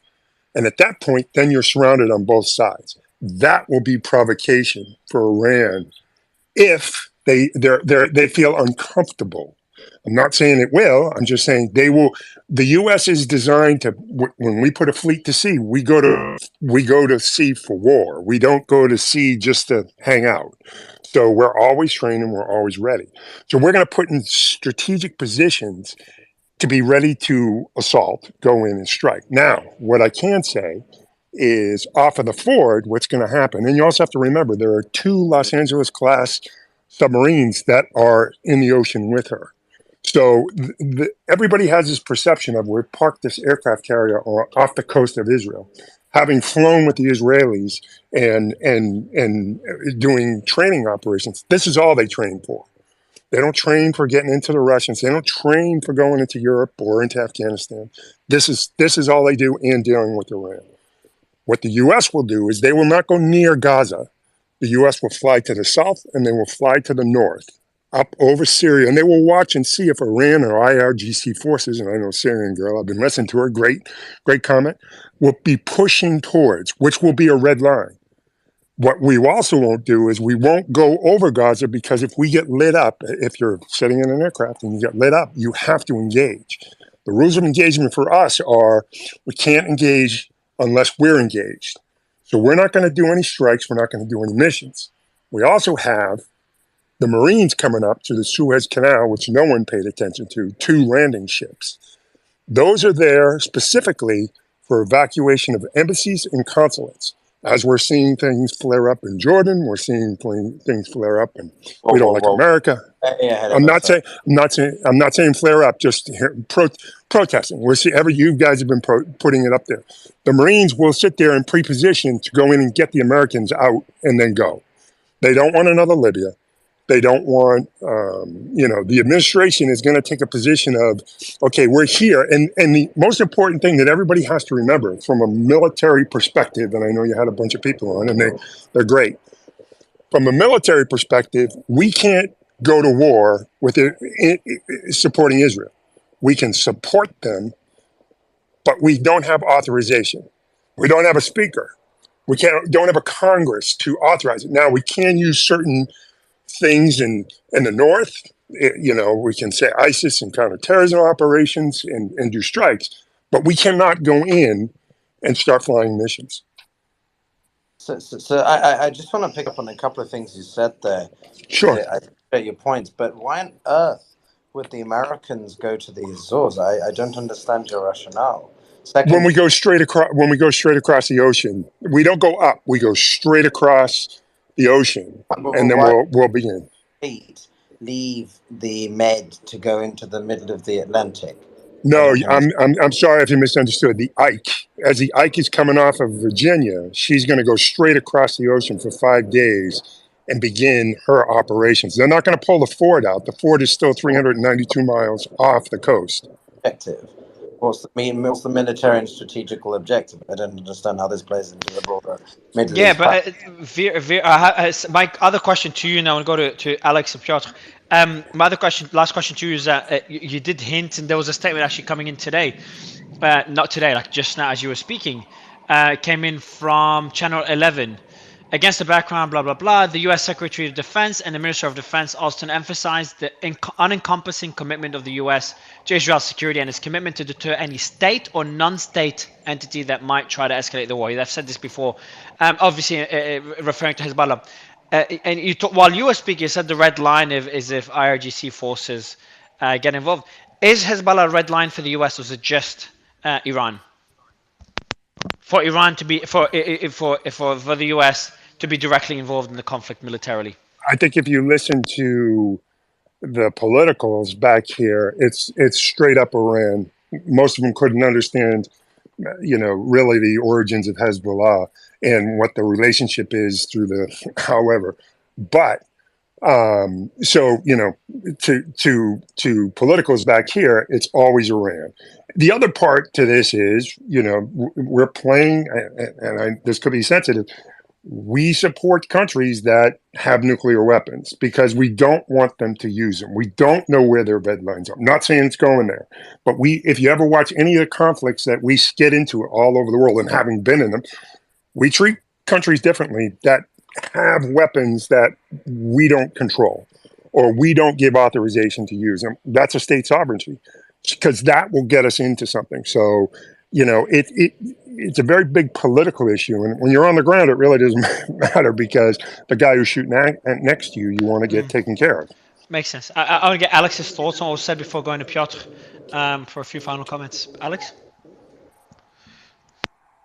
Alex, you got to unmute, bottom left corner. All right, so we'll go to Piotr. I think Alex is having mic issues. Piotr? Yeah, I mean, look, I'm not trying to be. You said final comments, so give me a second. You know, I'm sorry I wasn't able to attend as much tonight, but you know, we've seen a lot of developments. Space is always very good for keeping up to date, so people, I encourage you to check it out.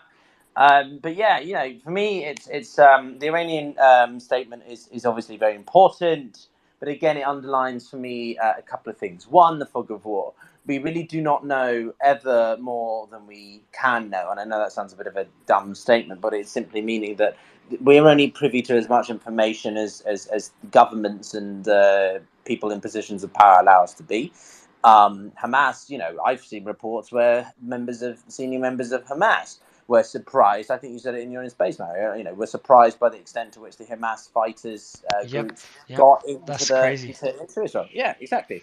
Based on those documents that we found. So that, you know, even the people who orchestrated this entire set of events that we've since seen in the past week and a half didn't even know what the hell that was going to happen. And now we've got governments scrambling to figure out the best way to deal with this. We've got people trying to do escalation via de-escalation, or sorry, escalate to de-escalate, like the Russians like to do. We've got some countries being quite muted on the affair, i.e. the Chinese. We've got major powers sending military, maritime vehicles into the vicinity, i.e. the carrier strike groups. Now we're trying to figure out, are they going to do anything? Is this America reorientating itself back away from Asia and back into the Middle East? Are we seeing a reapproachment or, re-establishment between certain countries? I believe the US senators are sending over a group of people to try and get the Saudis and the Israelis to reignite the normalization ties. So there's excuse my French, fuck ton of things going on at the moment, and we're all trying to figure it out. But I personally think that if we're going to take two main things from this issue, it's one,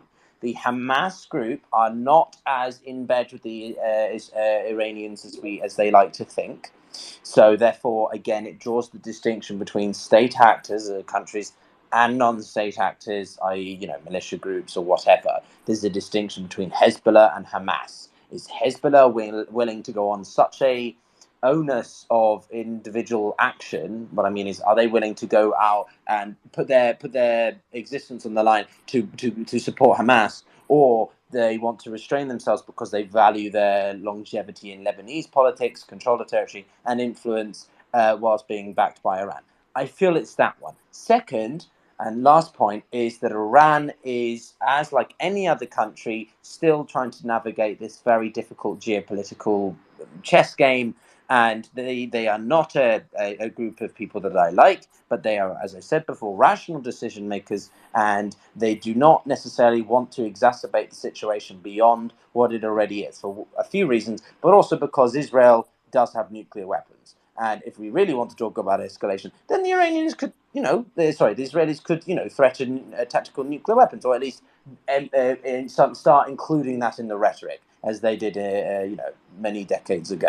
So for me, I don't think that this is going to lead to anything other than we wait to see what the Israelis do on the ground offensive, ground operation, and then maybe we talk about greater geopolitical implications across the borders. Thanks a lot. I think great Yeah, I think final that's points. I think that those are very, very, very good points that Piotr just made. And yes. I want to go to Alex. Alex, final points. I think Piotr made some great points. Just for the audience, as Alex makes final points, I think we've covered the news pretty extensively today, especially the two things, the developments on the Lebanese-Israeli border, but also what could Iran do next. So these are the two main things we highlighted. And obviously the Iranian good news that came up obviously got, they kind of distanced themselves from this, so kind of refuted the news as being nothing too major, just a casual response to a journalist. I still think it holds a lot of weight, but it's impossible to know. But I'd love to get Alex's thoughts. Alex, my thought on that comment, and for anyone, I want to bring you back to that tweet. I think it's the tweet that we talked about the most. I just removed my other tweet. So there's only one tweet pinned above, and that's the one we're talking about. And it's about a statement of Iran's armed forces will not engage Israel provided it does not dare to attack Iran, its interests, and nationals. Now, we thought that was, official communication through the UN between Israel and Iran, which would have been historically, the first time that ever happens. Turns out that was not the case. It was just a response to a journalist, but it was a response to a journalist, and I think it does point to the rhetoric we've been seeing that Iran is kind of being careful in what they say, and kind of relates to the earlier statement early in the attacks. I think it was like the third day after the attacks, where they said we were not directly involved with the attacks. Alex, would love to get your thoughts on this and how much substance that particular comment holds.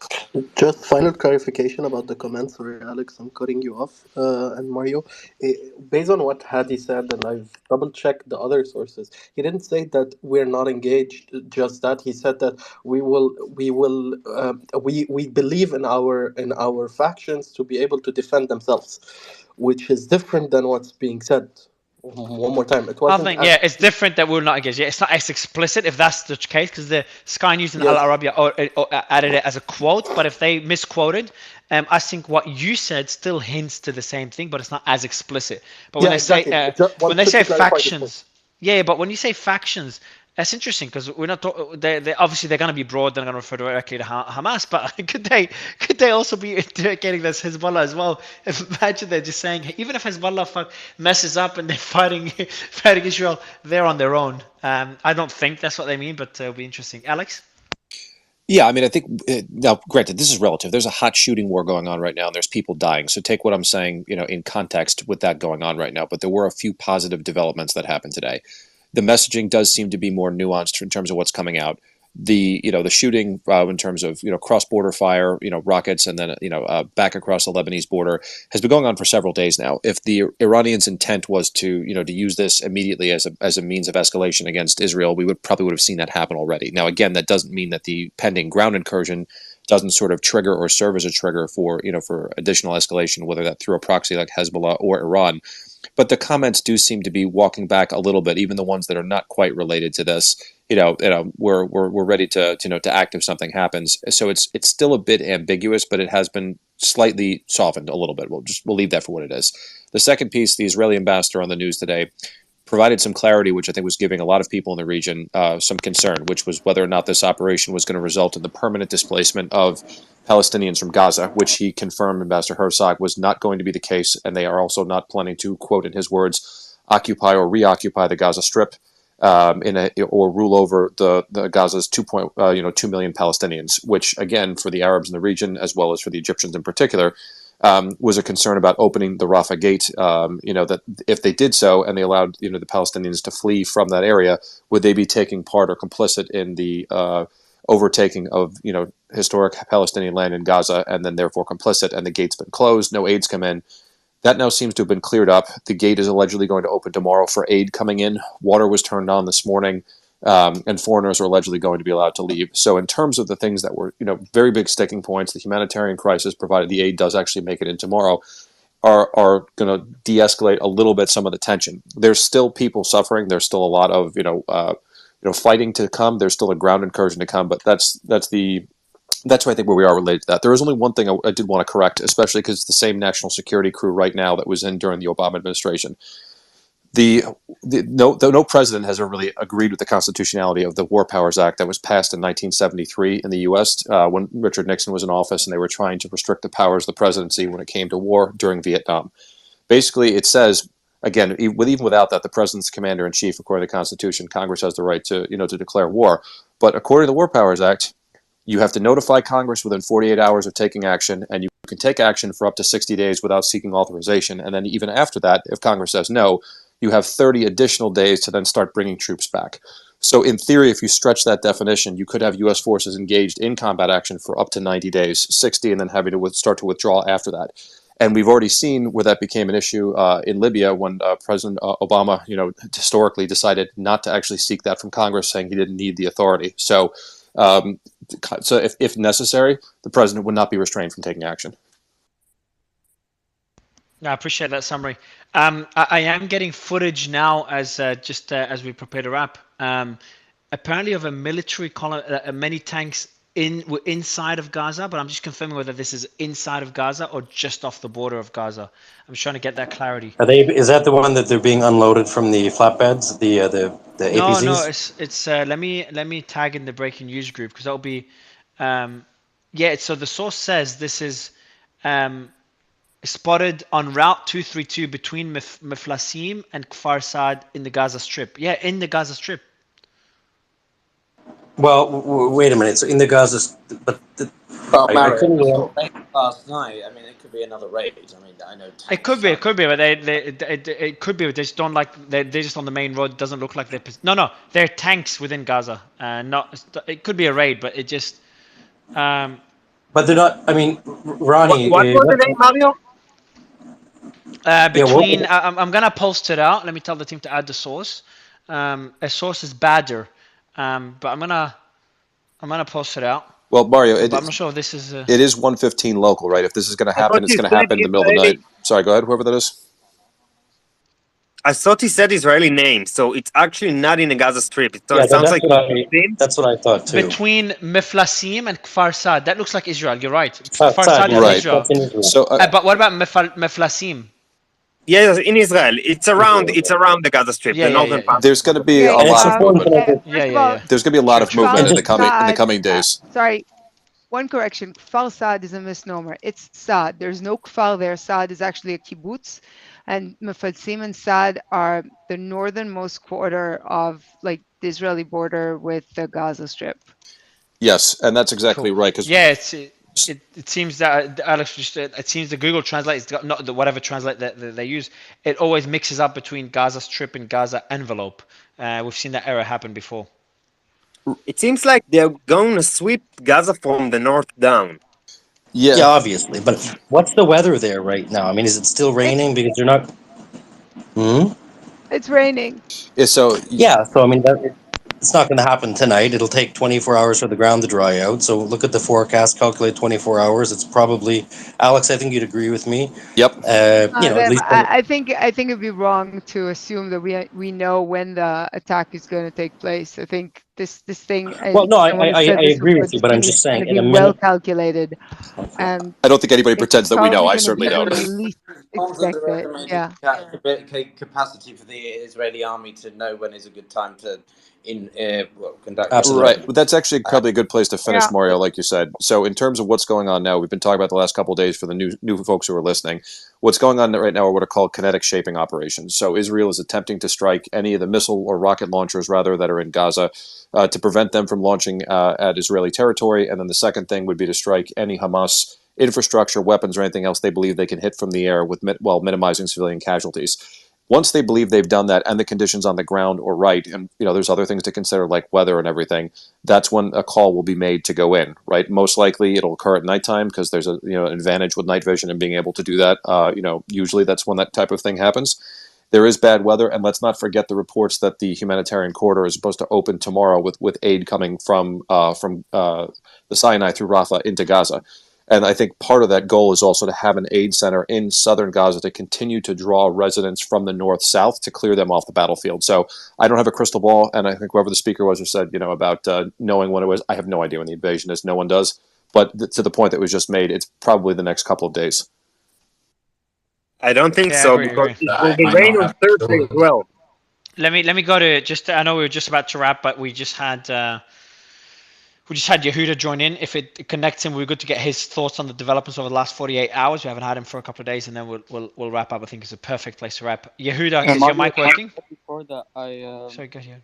Go got ahead, a Hadi. confirmation from Lebanon. I'm not gonna say sources directly, of course, that what is being circulated by Rana Sehle is that in no means she meant that this is de-escalation at all. Now it's late at night, and I'm trying to get an official confirmation from her in a statement, and I probably until tomorrow we're gonna get that. But So what we're for doing now, is we're trying to understand how de-escalatory it is. We'll get that tomorrow then.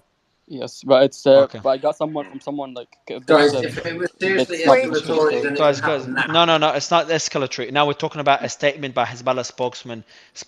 Yeah.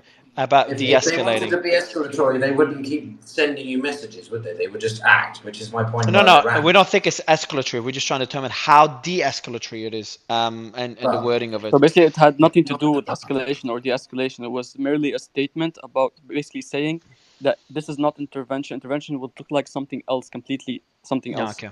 Okay, That's only. makes sense. Yeah. Yehuda, we were just wrapping the space and jumped in, so it's a good time to get your thoughts on the developments over the last 48 hours. I know you've been updating me behind the scenes.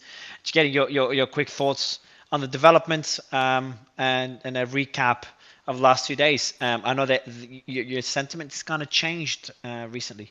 It has. Mario, can I add half a sentence so you Just can answer it as well? half a sentence, sure.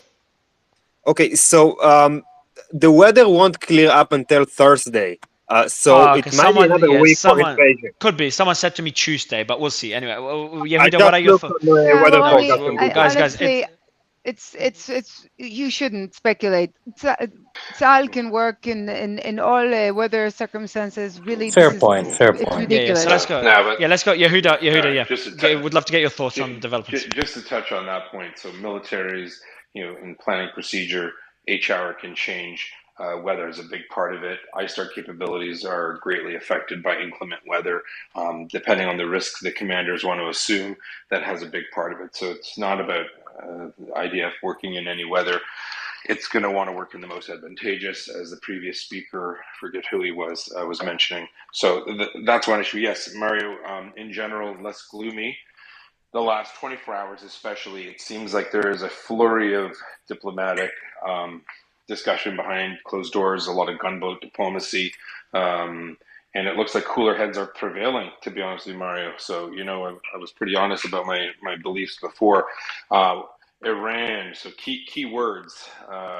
Iran walking back a statement about, well, actually, we're not going to do anything unless you do something, okay? Don't you dare do it. Israel's never said they would, but that's one step. Abbas, big point. PA's on board. I have a feeling there's a lot of arm twisting between Egypt, Saudi Arabia, other donors, EU, and the Palestinian Authority. Because initially, Abbas came out saying, no, this is great. We support it. Hamas is amazing. So it looks as though all of that political leverage that many European countries and Arab countries have in the region is paying off. Cooler heads are prevailing. Doesn't mean Israel's not going to go in. Absolutely, they will, in my estimation. But the doomsday scenarios of Hezbollah doing something and Iran doing something, I think for the most part, that's really been dealt with, which is, we got to wait and see. But it looks as though the Americans, the Brits, the Europeans, by their inaction or neutrality, the Americans in the UK, by their active, the naval strike groups, I think they've made it very clear that they are absolutely convinced that Israel will go full bore and that people need to play ball. And I think, as I just posted, Mario, a lot of focus and concern on the hostages.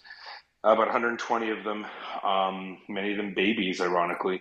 So they're going for that. And I think this will be, instead of a race to the bottom, it might be a race to the top. Who can declare a claim they saved them, and maybe this will kickstart something in another, I don't want to say peace process, but who knows? I mean, this is such a cataclysmic event that has the potential to change a lot of things on the ground. So that's what I have for you now. Over to you. I Mario, appreciate it. I Yeah, also I'm just took a glad. look at the Go ahead, tanks Alex. you asked about. Sorry, you just asked me to take a look at the tanks. I did. Yeah. So from the video, even if it's on the Israeli side, they're parked on the side of the road. There's civilians wandering about with vehicles moving. They're not fully kitted up. They're pre-staged like they've been for days. Whatever it is, I mean, they're pre-staged. They could obviously be ordered to move at any point, but from the video, there is not an imminent movement. I appreciate it. Perfect. Cool. Sierra Girl, any final quick comments? Because I do want to wrap, so I don't want anything to kick off the debate, please. No problem. I just wanted to comment to agree with the Veritas account. Sorry, I don't remember its exact name. And I just thought it was interesting what he said about the U.S. treating countries with nuclear power differently. I'm sure, like North Korea would have a different calculus to Israel. But I wanted to comment about the nuclear threat that has been sort of circulating from some Nah, Israeli politicians. really? But you were asked not to open a debate. Come It's on. not okay. Well, sorry. That's just my comment. It's He, okay. is So it, come on, is it you're debatable? adding a I don't know. complete Is it debatable? no, because you're adding complete fake news into this, I and mean, I honestly, have I this don't understand. article. Are you saying the Iranians are threatening to use the weapons that they don't I'm have? saying Israel is No, threatening to use see, the and this weapons. is where we get to the fake news, and It's that's a debate Israel. you were asked Israel. not to The, open. the, You So, really hold on, just Israel, no Israeli politician, as far as I know, has made any type of no threat. Israeli. Come on, not even the kooks. Enough. I think, Can Mario, I we think that stop denying I, that Israel yes, has they nuclear have. weapons, please? The Veda project of No, 1970, no, whatever it no, no. was. so I'm not Yes, let's they not denying walk have down anything that that nuclear I path. don't Yes, know Mario, yes, I anything think, yes, about. yes. I think Categorically, I think no one's Mario, I denying that think they that, have. Yeah, I think no one's well, denying they have nuclear weapons. But I no, think first, Come because on, he did that, guys. Like, it's been known for 50 years. guys, no, no. I I think just that's a said good no point. one. Ben, no one's denying that they have nuclear weapons. I think what they're denying was whether the politicians mentioned the use of nuclear weapons. I think Syrian girl was hinting at that. I could be wrong, and Noga was not happy, and now everyone's muted. So if I'm speaking on their behalf, and they cannot correct me, unfortunately for them. So because I don't want to I'll start a correct debate. you. Go I ahead, think Zev. it's. I think that's a perfect point to complete the space before we open Yeah, I that think we'll be debate. if everyone you'll see us live as always. Whenever there's breaking news, been doing this for more than a year. Whenever there's breaking news, anything major in this conflict, you'll see us go live. Otherwise, we'll do a quick daily recap space. If we don't do a space at all, means things are really steady. There's nothing really to update you and waste your time with. But if we're live, means there's something. So I appreciate you all, and we'll see you again likely tomorrow. If before So, tomorrow means shit is hitting the fan, Zev. yep. Cool. Salam, shalom, das vidanya, goodbye. Bye.